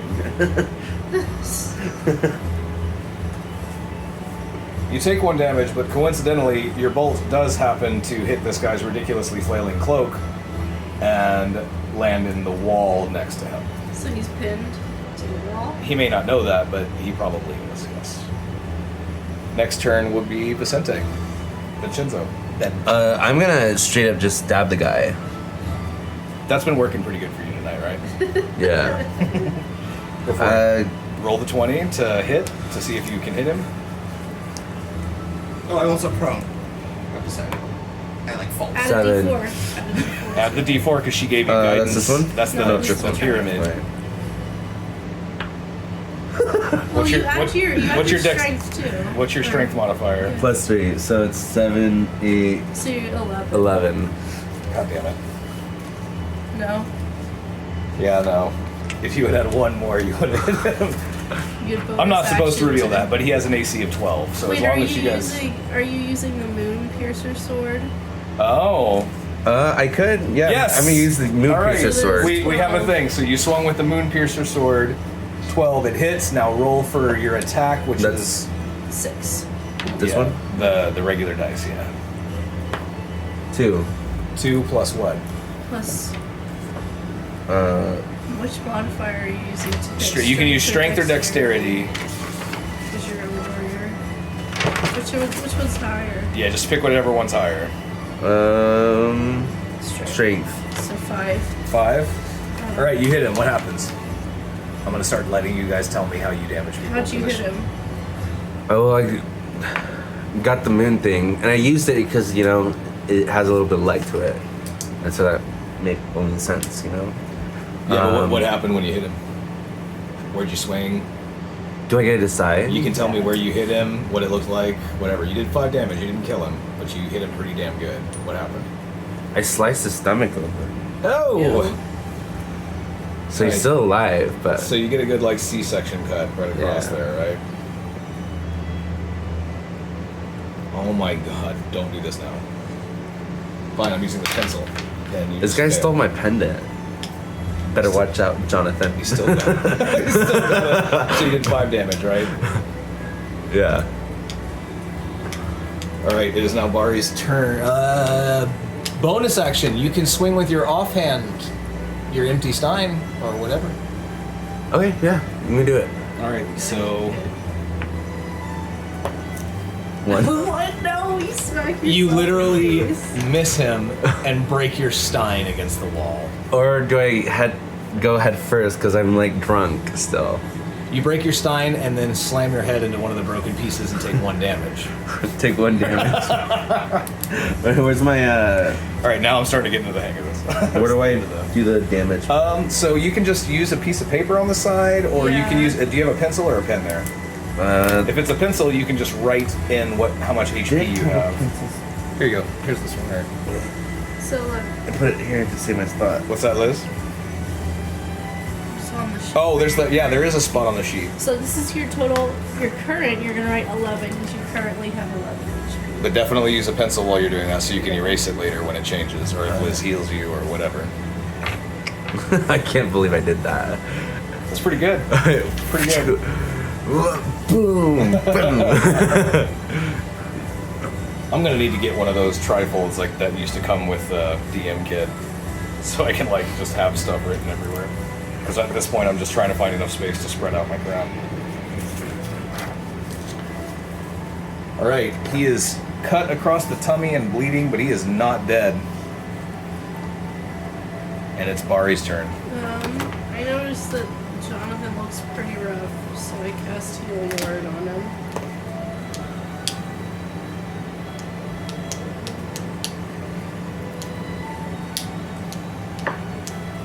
I heal you for 5 points. Me? Yeah, I noticed you looked pretty rough over there. You're looking a little down, buddy. Yeah. Is that the actual like original handbook? Yeah, this is the 2014 handbook. I'm really glad you brought that. I'm also very happy to see that you have tabs on it. Yeah. Again, feel free to interrupt, correct me at any time. I hope to be better every time we play. Well, it's funny because in D&D Beyond, everything in this book is marked legacy. Even if it It's not a matches bug, exactly. it's a feature. Well, yeah, because they've updated the Oh. rules just a little bit. You want to see what a 1 looks like on my metal dice? What did you cast on me? Healing Word. A spell. That's what a 1 looks like. It just says, you go to show it. Fuck. Fuck. I rolled a 1. Fuck. Oh man, that's really got some good weight to it. I'm gonna just keep that one out. I like the weight to that. That's really good. That full metal. Hey, do you have the black light? I want to charge him before I roll. I feel like this is gonna get me good luck. Yeah. Plur boy. Manifesting good energy right now. And don't forget, you do all have 1 healing potion in your healing pack, and we decided that's okay to use as a bonus action. So at some point, if you're damaged and she can't heal you or you can't heal yourself otherwise, you can pull out your potion and drink. You will probably find more potions as we go along.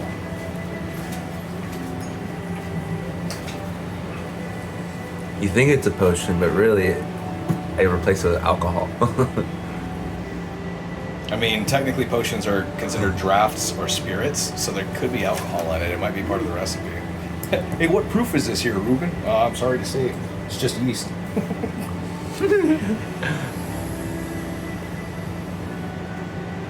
Any bonus actions you want to take, or are you looking for stuff? No. You're gonna reserve your bonus action? Have anything to really do with a bonus action. Wait, so does everyone know this pendant is important? You do? She knows it's yours. I know I found it. He found it. Literally just out there in the world somewhere. Your drunk ass lost it on the way to the bar. You literally were toasted back on Pappy's ship before you even came in for open mic. And then I night. sang My Heart Will Go On. My heart! As you get the sling, it just kind of flew off, and you're just like, fuck it! Or you didn't know how to do the clasp correct. Something happened, and it dropped off your neck. I dramatically dropped it into the ocean, like like roasted in the Jonathan Titanic. found it, and he's not got the most opportunities in the world, so a nice little piece of jewelry could be a meal for him. Naturally, he would pick it up. But clearly, it's important to not just Someone noticed it's important. Again, They notice that the sigil Somebody on it did. has something to do with opening and closing doors of some kind. and that somebody might have been someone who was otherwise just a terrifying-looking vagrant in the bar. For my move, can I interrogate him since he's like wounded? You would have to have him grappled at low health, or you guys will have to defeat him, and then you can interrogate him. Or some other environmental factor or something that you guys do. And again, if you guys, in the middle of fighting, if you guys want to try a role play thing, we'll come up with a reason or a way to roll for it. If you guys just want to use any reasonable thing that your person might try to do, we'll figure it out. But for now, he is not looking too happy. Because you did get him once with the moon piercer. Yeah. Also, I did whack him in the head with my staff before we came down pretty hard. But I've already used intimidation on him, so he's already afraid of me. Not anymore. Not anymore.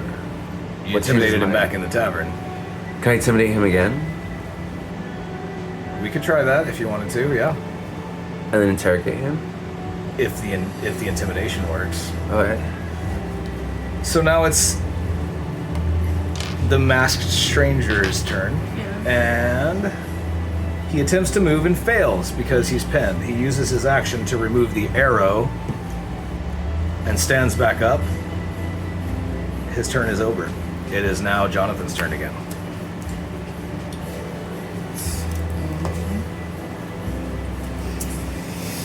So I feel a lot better because of that word of healing. So I stand up. You may move through past each other. You are not blocked by each other. I assume that you're friendly enough that you'll, go on. Yeah. So I stand up and I see the little platform right here. So I go. You may also use athletics to attempt to jump as far as 15 feet. Yeah. Your jump distance is defined by your strength. Is it? Yeah. So it's your strength score. Not, so it's like the actual. So like The actual score, not the modifier? yeah, like the actual score. So That like is my something I need to- strength. So like my strength is 11. So if You'd I be able to jump 11 feet, so maybe not quite. so it's not quite. So actually, Well, hold on. Remember these? I stretched this out so they're not really squares anymore. You see how they're long? Oh no, there is a line there. Okay, so that'd be 5, 10. You could barely make it. Yeah, but also like the way that it works is if you do a 10-foot runner, right? So if you do if you run 10 feet and then jump, you get your full strength. If you don't run and like are jumping from standstill, then you get half your strength. So at a full run, it's what again? If you do a running jump, which is you run at least 10 meters, or sorry, not 10 meters, 2 meters, so run 10 feet, right? So 2 squares, and then jump, you get your full strength as feet.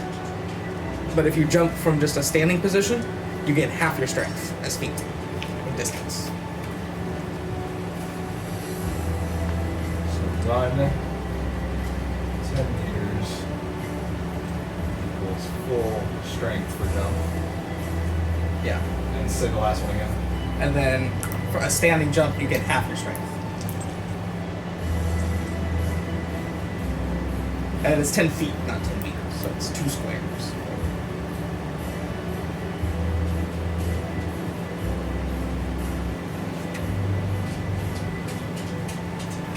I will remember that. Whew. That's going to take some getting used to as an adult. I wonder what model they use to generate these images. Are they AI? Yeah, they're AI. Some of them are, at least.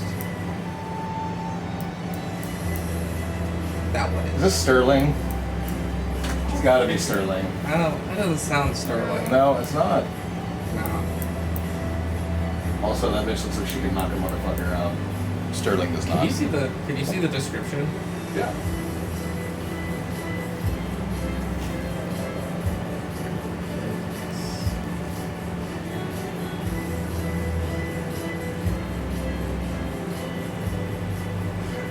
disengage still requires you to use your movement to get away, right? Yeah. Yeah. So Yeah, he so has it's no not- movement, so using he's got cunning action, so disengage can be a bonus action, but he failed his movement because he was pinned to the wall unknown to him.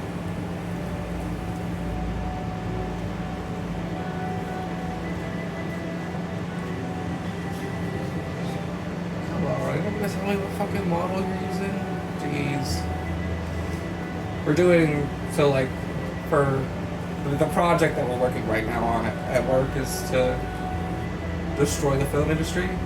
That's like So basically- you already attacked screenwriters, what are you doing now? Well, the idea is it's ultimately, like the ultimate idea is a prompt engine where you just give it a prompt, you give it like a story bible if you want, and a prompt for like a story. What are you laughing about? Gurney. And His then little growl.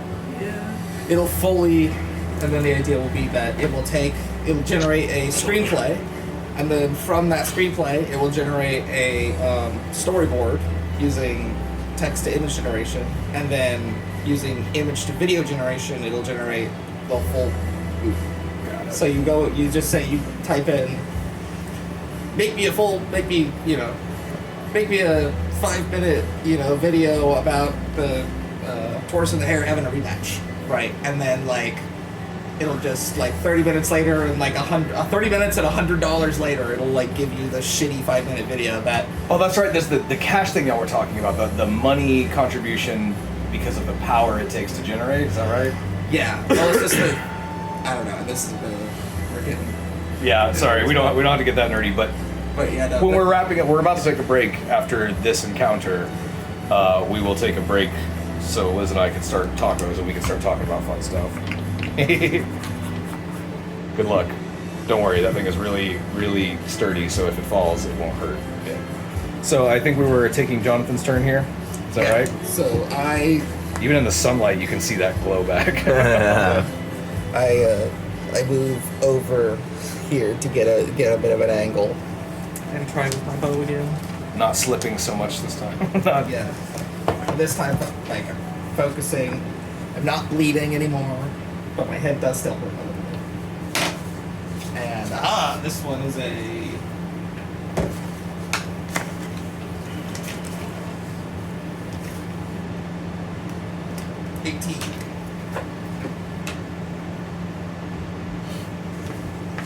I roll 18.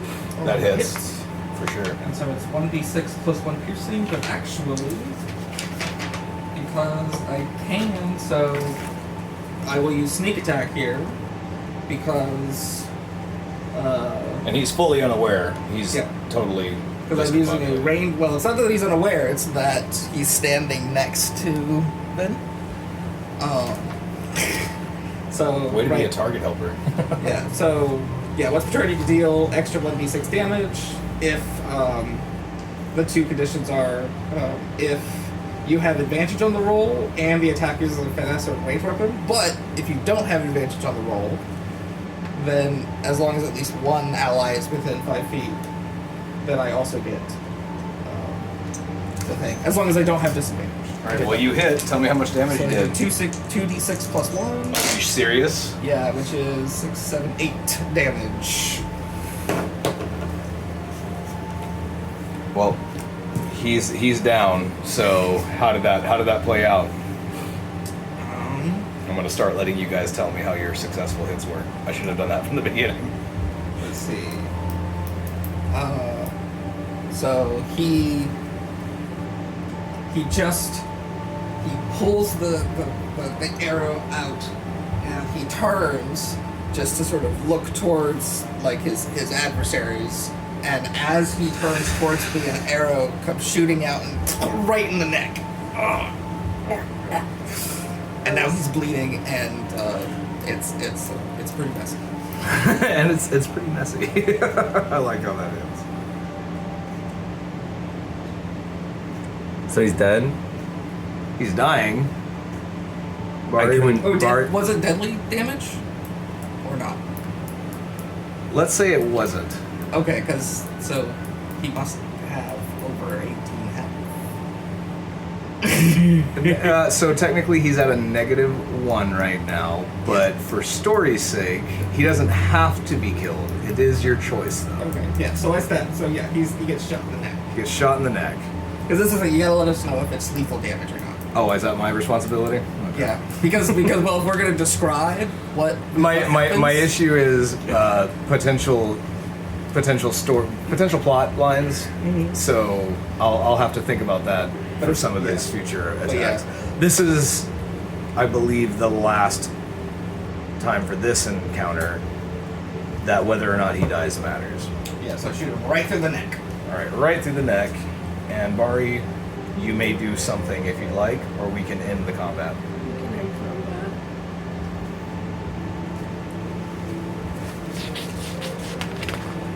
Are you gonna question him? Yeah, I'm gonna. As he's like choking on blood, Yeah, it's gonna be hard to hear him, but we'll work it out. you could probably just say one word. I asked him, "What do you know about the pendant?" The pendant that he still has. Yeah. Wait, do I take it? Do you? This is kind of like you get to decide here. Like he's on the ground. Danger's over. You're not taking turns anymore. You may all tell me how you're acting. I grabbed the pendant and I hold it up to him and I say, what the fuck do you know about this fucking thing? 'Cause I'm angry. And he also broke my stein. So I'm upset about that. Pretty upset.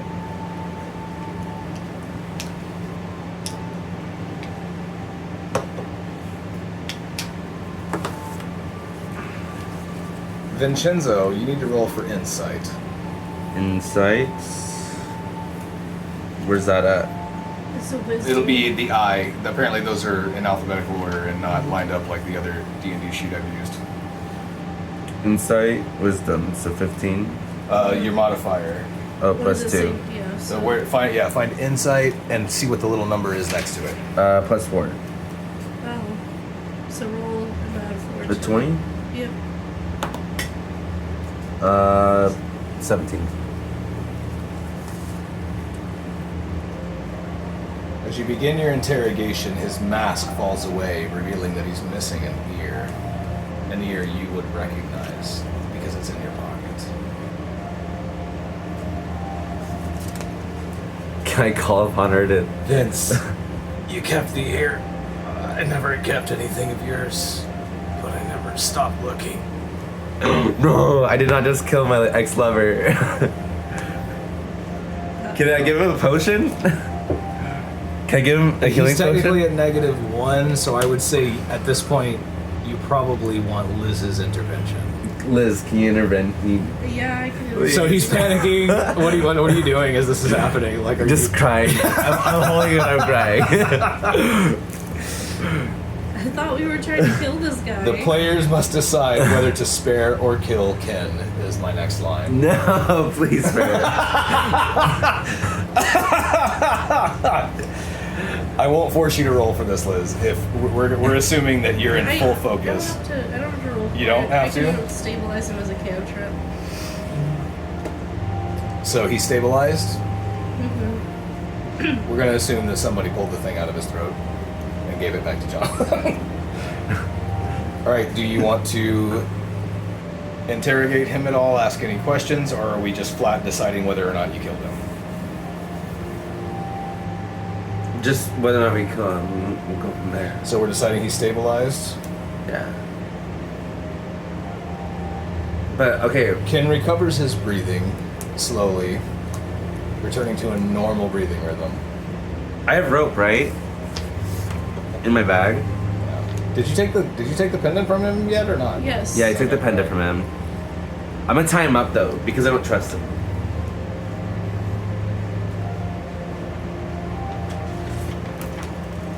Once Ken can speak without bubbling, he says, "You know, you're not the only ones looking for that pendant. Others, worse than me, are coming." Looks at Vincenzo and says, "You never were very good at finishing the job, love." Wow, okay.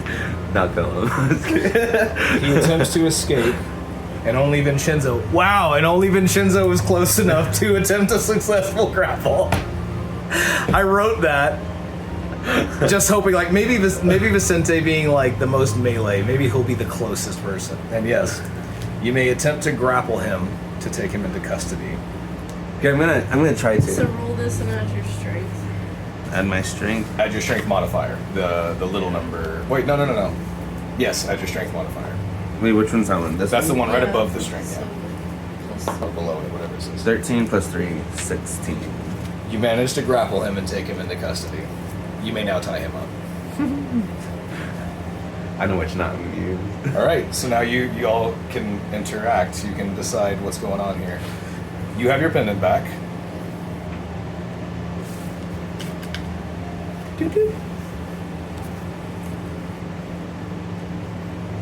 Faint glow.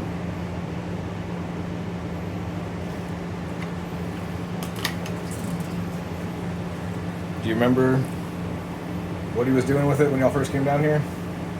He was gonna drop it into a grate. Yeah. It sure looked like Right. that. It sure looked like that, didn't it? Why was he trying to get rid of it? Yeah, I mean, he wants to ask him the questions. Wait, do I tell them that I... You can talk to, like, right now, you can talk to your teammates. You can finally decide to ask Jonathan, why the fuck did you have my pendant in the first place? You don't know that yet. You don't know anything. All you know is Jonathan followed this guy down out of the goodness of his heart. You followed him. And honestly, without Jonathan right now, you probably would not have caught this guy. Okay, well, I looked at Jonathan and I asked him what does he have to do with the pendant? Oh, man. Why is it important to you? It's shiny. Shiny. It kind of glows a little bit, which is pretty cool. That's kind of neat. So there's no importance to you. No, He just found it. the symbol's interesting. No, I just found it in the alley outside. What do you know about the symbol? Just what my tiefling friends told me at the table. It's Oh. like something to do with like doors, locks, something like that. I don't know. Doors and locks. Okay, I'm gonna interrogate him again. Why were you? What's the grate have to do with the pendant? I wouldn't tell you where my tickler spots were. I'm not going to tell you this. Quiet down. You have persuasion and you have intimidation options. Like, look at, like, all those little skills, like, you can use them to try and do things if they apply to the situation. Right here, you could try to persuade him, you could try to intimidate him. I'm gonna try to intimidate him because that's +3. Yeah. 16. So 19. If you like tighten the ropes a little bit. I may not know your tickler spots, but I do know how to cause you pain. You're just lucky I don't know the safe word. And what are you asking him? What the grate has to do with the pendant? What was his intentions with the pendant? Actually.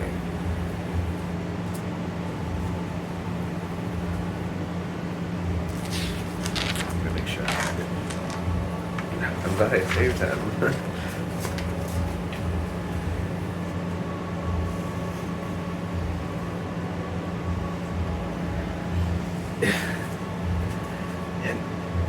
Matches the description of a special sign. A sign that's supposed to open up a stash here somewhere. I was certain yours was the pendant, but I just didn't have the time.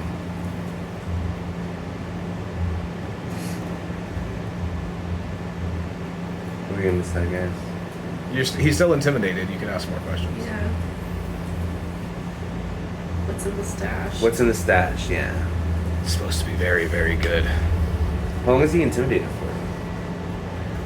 It's like a minute, isn't it? Yeah, Okay. so basically, as long as it takes to ask a few questions. How do I get this open with the pendant? It's just supposed to open. I don't know. It's supposed to be something you can just walk right into as long as you have the key. Maybe the pendant isn't the key. I don't know.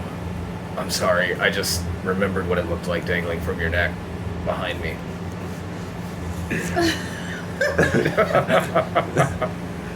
I'm flustered right now. I was so tickled that I found a way to just have Ken be in the first encounter and like mask covering the ear, you know, like. Is Legna still looking at the ceiling? No, she is clinging to your ankles, but she does keep looking back towards the entrance. Can I roll a perception check? Yeah, you can do an active perception check. Chicken's being weird.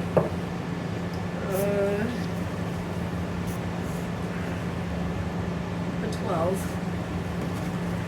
You glance back at where your chicken is looking, but you can't really tell what it is that she was upset about, so.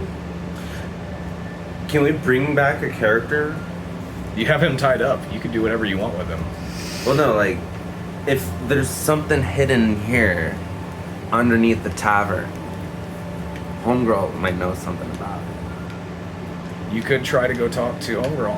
Actually, no, I don't want to upset her. Can I try to open the grate with the pendant? So, we'll say.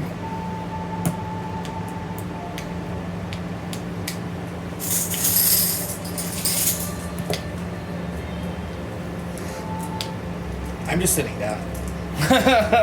You had a just long like- day. I just sit down. I'm watching. I'm observing. We're not lovers, by the way. Guy. So whatever you see, like, it's not what you think. So there was a grate here that he was looking at, right? We'll say there was a grate here, and just pick 2 places over there to put these. Somewhere where there's grates.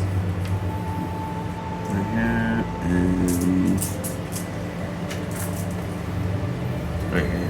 Like, is that okay? Totally fine with me. So you're gonna try to hold that pendant up to that grate? Which one? That one? Yeah, I don't know, I'm asking. that one. Just like with Ken, Nothing. nothing seems to be happening. I'm gonna take it over to that one then, Okay. because that's the closest one. But I don't know about these grates, do I? You can technically see enough shapes in the dark to know that there seems to be grates, gridlock patterns in those areas. Can I roll? You don't have to like move your character Can I- around. You guys are free roaming. Can I roll a perception to see which one I notice first? Is there anything going on with the You grates? can roll a perception to Right. try and see if there's anything obvious that you're looking at. I'm gonna roll perception. Where's? It's +2. 7. So I don't notice anything. You notice it all stinks. Just smell like ass down here. Are you gonna talk to your partners about what you're doing? Because some of them might be able to. Do you perceive notice something. anything? About what? Any grates? Do you notice any Do grates? I notice anything weird about the grades? Let's see. No, I don't. What about you? You have advantage on perception, don't you? Not advantage. I just. Oh. I've just put points into it. Made it a A very good skill. yeah. So it's a 9. 9.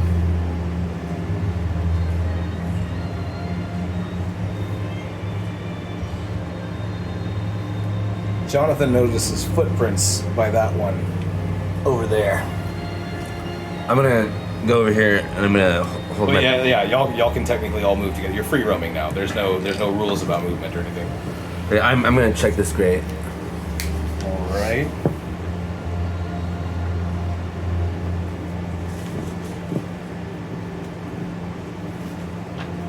You notice that there are indeed footprints.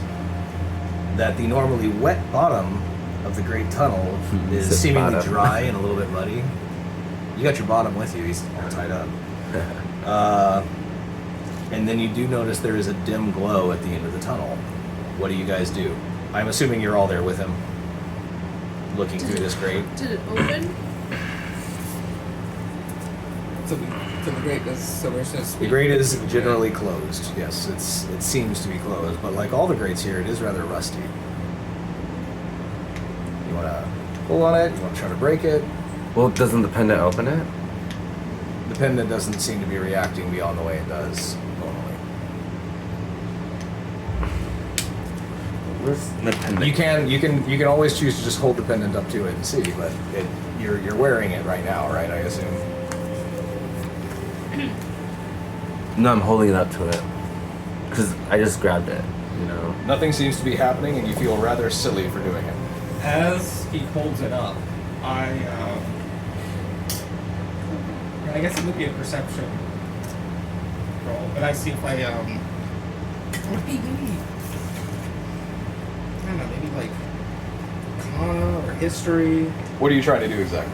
I'm trying to see if I can, taking another look at it, sort of recognize the symbology Roll. on the pendant. On the pendant? Because I didn't pay attention to the symbology before. I just thought it was a shiny pendant, but now it's like, okay, well, what's on it? Do I recognize anything from like? Okay, yeah, go for it. Roll for, would that be insight? I think it would be. Well, insight is other people. I think it There would be you go. History or history or arcana, which are both my history and arcana are the same. All right. Which would be a natural 20. Jonathan says, wait a minute. I know this language, but I can't tell you exactly what it is. Why can't you tell me? The best way to translate it into common would be E.T.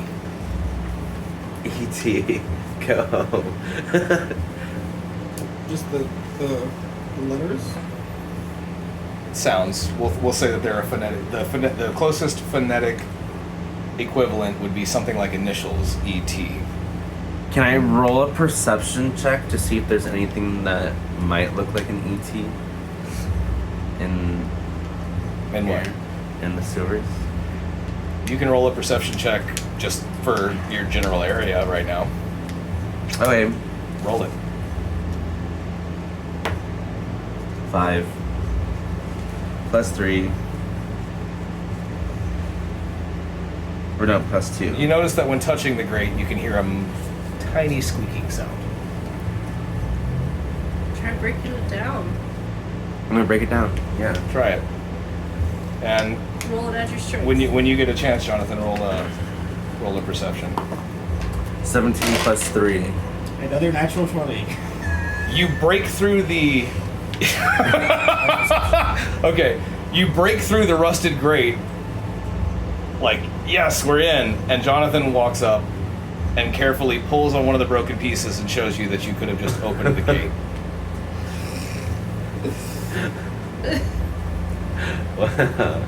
Well, You're you still know. mad. You have to take the rage. Nice. From down the tunnel, you hear, "What's all that noise?" Ooh. You may all roll for initiative now. 12. 3, so 4. 18. Do you get a bonus to your initiative? Oh. Right. Give a plus 2 initiative. So you're 18, 14. 12. 14. Oh, sorry, 12. He gets 14 actually because he has a bonus. 14 is him. Okay. Yeah. I got And 18. Jonathan, what was yours? 4.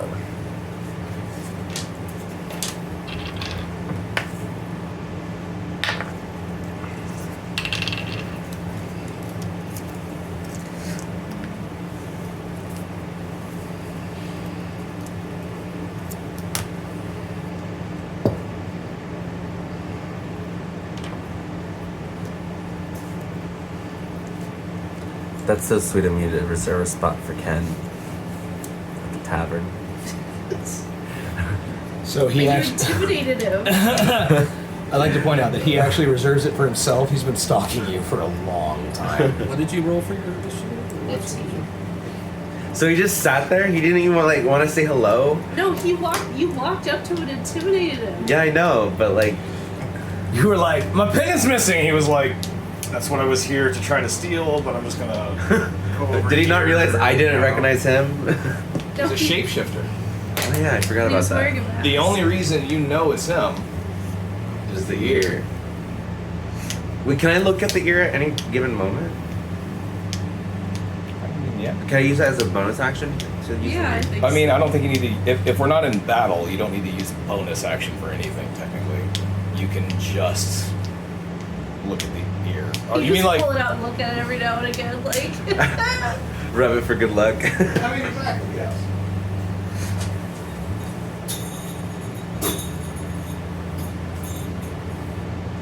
He's going my new back in gear.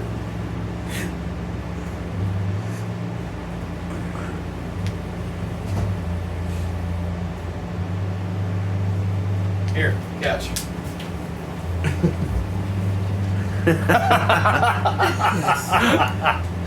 Had to do it. Sorry, just had to. All right. So two rather haggard-looking gentlemen, one very old and one not so much, come tumbling down, both wielding short swords and looking rather disturbed.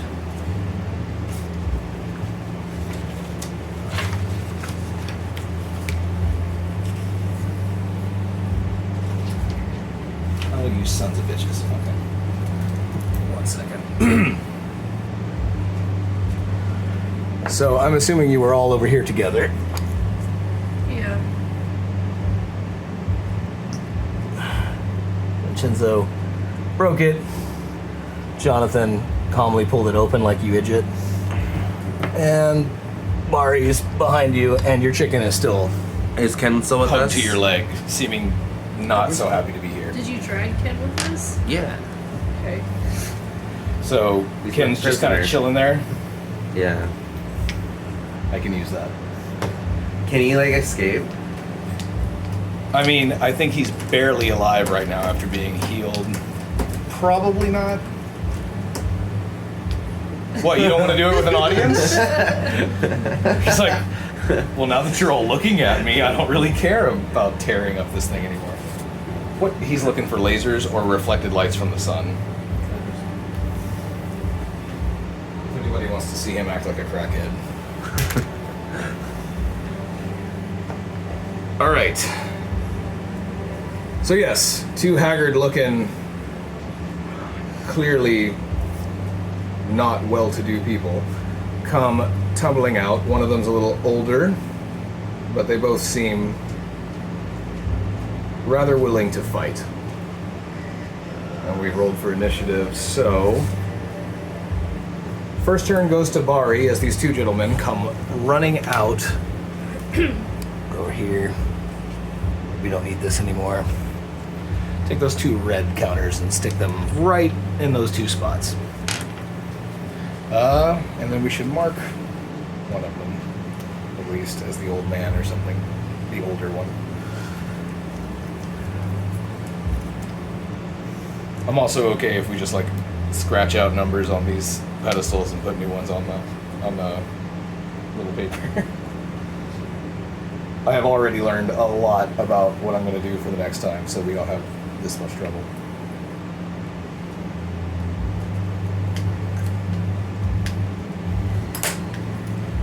There's two of them. There are. There's an older man and a younger man, and they were both seemingly hiding at the end of this tunnel for some reason. Can I seduce one of them? They want to fight. We're past that point. They've been discovered at whatever they were at, and they Choose really want to. love, don't fight. Peace, love, and war. When you start leveling up, we can decide on like you taking one level as bard if you want, and you can try to like use bardic skills to pacify people. So you can sing them a little song, wiggle your ass a little bit.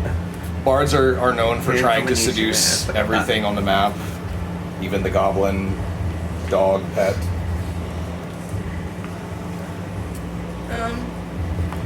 Properly labeled old and young. Am I in range to touch Vincenzo?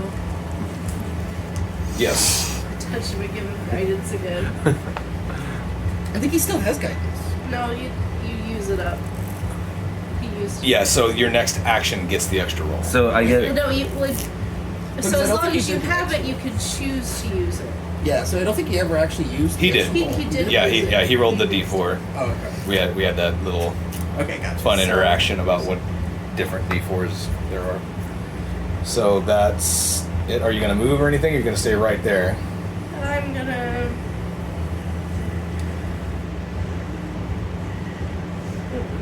Back this way after I touch him and give him guidance. All right, it is now Vincenzo's turn. I'm gonna attack the young guy. The younger guy? Is Yeah. that the one you're standing? Roll.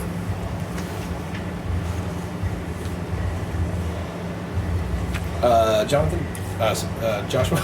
Which one of those is the old man and the young one? The one that says old. Old, all right, got you. And the one that says young. All right, so yes, you are attacking the young one because you're right next to him, and you don't have to use movement for that D20. to see if you hit. At 18. 1, so 19. Oh shit! So you don't You need definitely, to use guidance. you definitely hit him.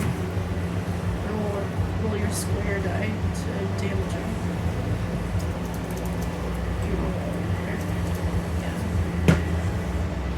Yeah. 5. Plus 3, so 8 damage. You did 8 damage to the younger one, right? Yes.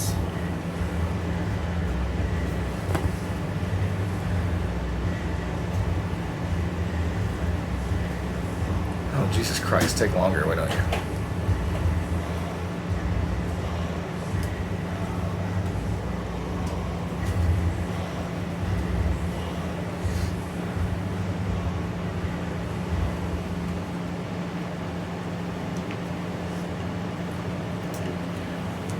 All right. And any bonus actions? You broke your mug, but you can pull out your other short sword. Yeah, I'll use my other short sword. Aren't you? What's your class? Fighter, So don't you get 2 attacks? if he wants to. If he wants to, but do you have 2 weapon fighting skill already? Where do I find that? Action. Is that under actions? Yeah, there's that. I got standard actions, attack, magic, dash, disengage, dodge, help, hide, ready, search, utilize. Then I have a bonus action. It says you can use 2 times per long rest. So action surge is only a 2nd level. Okay. So I use the bonus action, right? Yes, I'm not gonna limit you guys on bonus actions because some of this will get rather difficult if you can only use 2. You'll use them in one fight Beginning of 5th level, fighters can just attack twice. as one action. Yeah. That's fucking awesome. So I can use my short sword, right? Yes, you may go ahead and take Roll. your bonus action as attack, but once you get to 5th level, you'll be able to attack twice, and then you'll still have a bonus Well, action. technically, this is against the rules. Bonus actions cannot be used to make attacks generally. I don't believe they can. Or like specific. For 2 weapon hand for having 2 equipped weapons, your offhand attack should be a bonus action. If you can find that in the book, I'd be glad to read that over and see how I got that wrong. But I don't know. It says 2 weapon fighting. When you make an extra attack as a result of using a weapon that has a light property, you can add your ability modifier to damage of your attack if you aren't already adding it to as the damage. attack is whether or not you hit, I think, and then damage is like how much damage you did. So I guess you could choose to modify your hit or your damage at that point. So I can attack? We're gonna say you can, but again, between now and the next session, I'm going to educate myself a little bit more. Alright. I have not done this since I was a kid using pre-mates, and I'm pretty certain I wasn't using the rules correctly back then either. I got 13 plus 3 for my strength, right? Is that for your? That's for your hit, right? So you definitely hit him, Oh, yeah? and then you roll for your damage. No, I think you're right. 6. So if you use the attack action with a one-handed light weapon, you can use a bonus action if you have two weapon fighting. To make an additional attack with another one-handed light weapon. And it is short swords, they're both light, so Yeah. you're good to go. So you did 6 to the young guy. Yeah. He's literally fucking down. Good job. So he's dead? He's dead. You can fucking turn him upside down or whatever you do. It doesn't matter.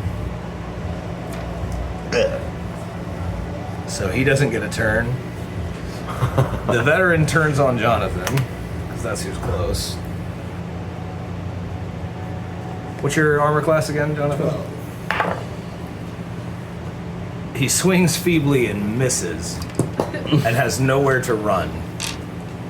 So it is now Jonathan's turn. I think it's. No. Nope, it is your turn. It's Bari, Vincenzo, guard, veteran, and Jonathan. Okay, so I pull out my short sword. Well, I just do the classic. He swings towards me, and I dodge away, and as I dodge away, I pull out my sword and See the opening, try to take it. Swing up as I try to take it. That is a 17. You hit. 17 for hits, and then it's because short sword is a finesse, or because my short sword is a finesse weapon, and they're adjacent. I'm gonna use my sneak attack, so like 2d6 plus 1, which is 7 damage. He is down. We killed him too? He killed him too in one shot. What do these guys have on them? They are both wielding short sword plus ones, Oh. or plus one short swords. And between the two of them, there is 60 GP. Oh. So you gain 60 gold and 2 short swords plus 1s. Do we Plus split one that? short swords. Y'all can decide how you split that. 20 each? That's fine with me. And then you have the 2 plus 1 short swords. Short sword's not any use for me. You guys can take those. I already have a short sword. Do you have a short sword? I have like 3 swords, so. Well, I don't have a short sword plus 1. So it'll be You can have a short sword then. I'll allow it. I'll take the plus 1. Where's my loot? Where's my gold and stuff? Where is the inventory on those? It's I just wrote it on my little card.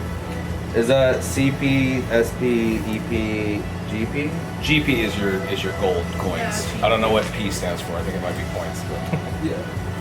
So that's, I already have 26 on me. so if you get 20, then you end up with 46. 46. I have my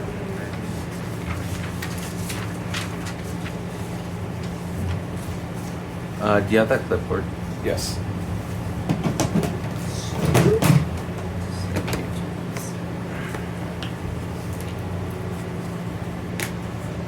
I have 46 gold.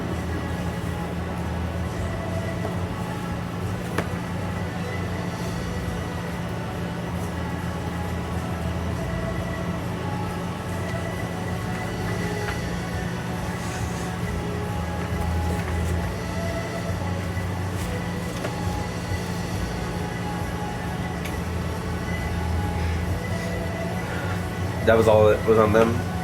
60 gold. You gonna see what's in the end of the tunnel?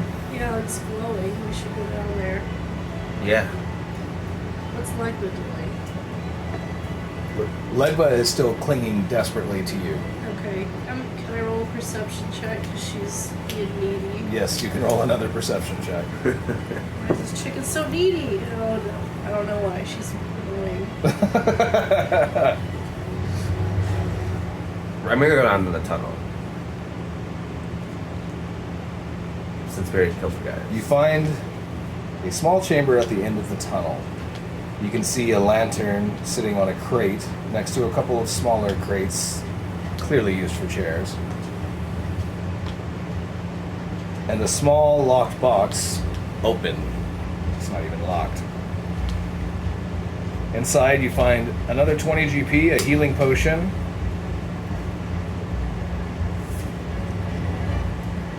and what appears to be another star map fragment but on closer inspection, you realize it's certainly not drawn by the same person who drew the other one you found. So it's a false one? It seems to be a false one. So you Wait, don't which want one's the that. false one though?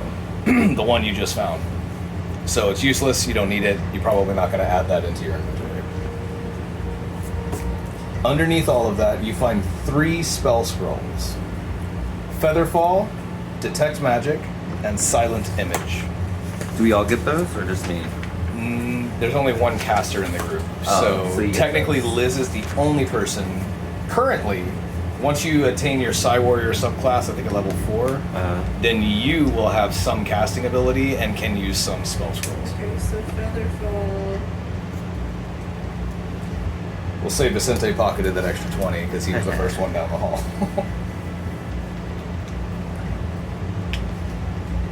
Okay, so what else was in there? Fake map. Detect. 20 GP and 1 extra healing potion, so you guys all have 1 healing potion, but now one of you should have 2. Who needs it the most? I think you just pocket it. Points. It's up to You are a pirate. You're the one who found it. So Take what you can. decide where. Give nothing who gets back. it. So I potion, healing potion. What was the image spell? Silent Image. Because I don't know who found this potion and 20 extra gold. I'm not aware that But you seemed like confused about the spell scrolls, so Liz was like, I'll take those. You probably. Yeah, she's my homegirl. She's my alligator homegirl. Alright, do we want to break now for tacos? Or do we want to keep going? I don't care either way. I'm good either way.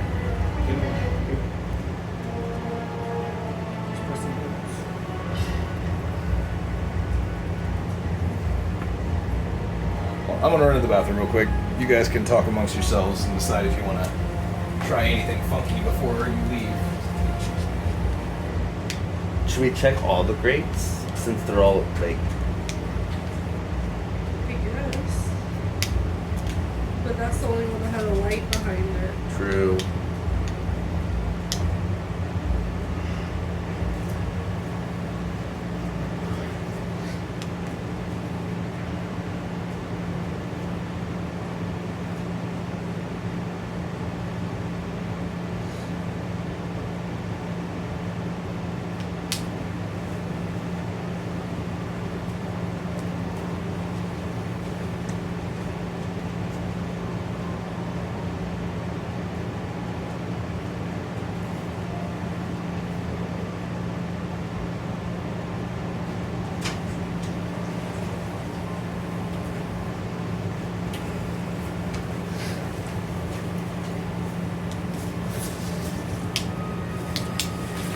Are you saying this is a good stopping point? I'm saying it's. We've been at it for almost 2.5 hours. Yeah. So if you guys want to take a quick break and we can make tacos for everybody and decide if we want to keep going with this, there is. I'm down for a taco break. There is still other stuff that we can do that I've written, but it can also wait until after tacos or next session or whatever. It's up to you guys. One of the big things I remember in general about D&D was people had different stamina for how long they could just keep role playing before they wanted to do something different. So I'm trying to make sure we don't burn out when I stop and say, do we want to do this? Do we want to do that? It's literally me giving anybody the opportunity to say, like, yeah, I could use a break.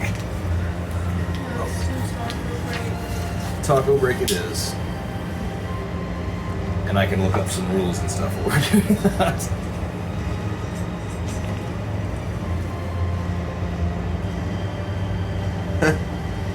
I just realized how in character I've been.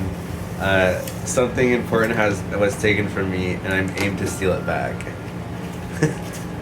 I put you all through hell.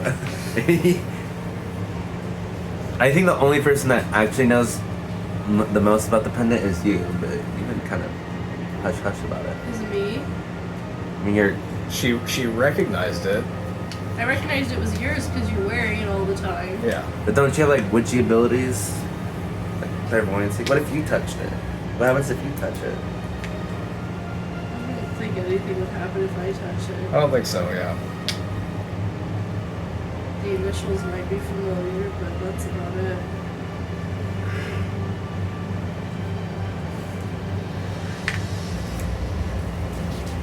It's gonna be fun when you guys leave the sewer. That's for sure.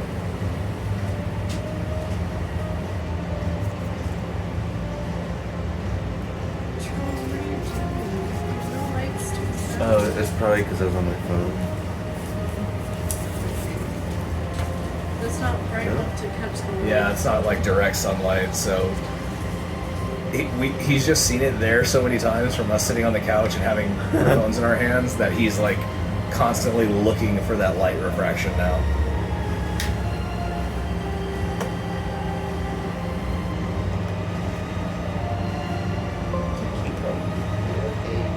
This might sound weird, but part of me is like, this was a lot more smooth when I didn't really know all the rules.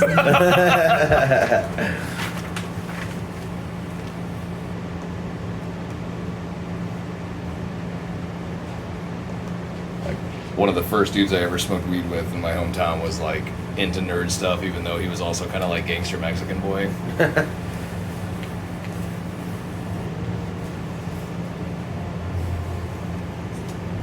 I'm sure he had like older relatives or something who exposed him to D&D before like he asked me about it. Yeah. I was like, yeah, Dungeons and Dragons, let's do it.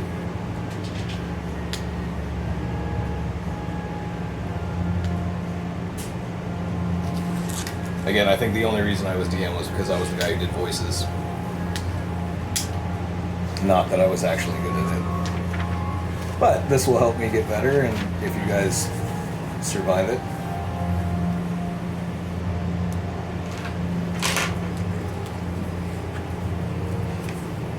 I like how my roles have also been in like kind of character too. You're drunk and like missing, missing your swings.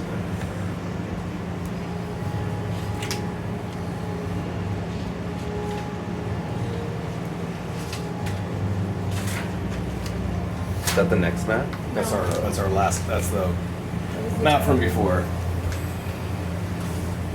When you go back up, we probably won't need the map. You guys can just be in the tavern doing stuff. But when you guys are done with any other potential stuff that happens here, there's one more map that I have for the rest of Act 1. And after that, you guys are going to get to start choosing where you go and what you do next. You'll have a lot of options, but you guys haven't had the time to like investigate what's going on in general or ask people stuff.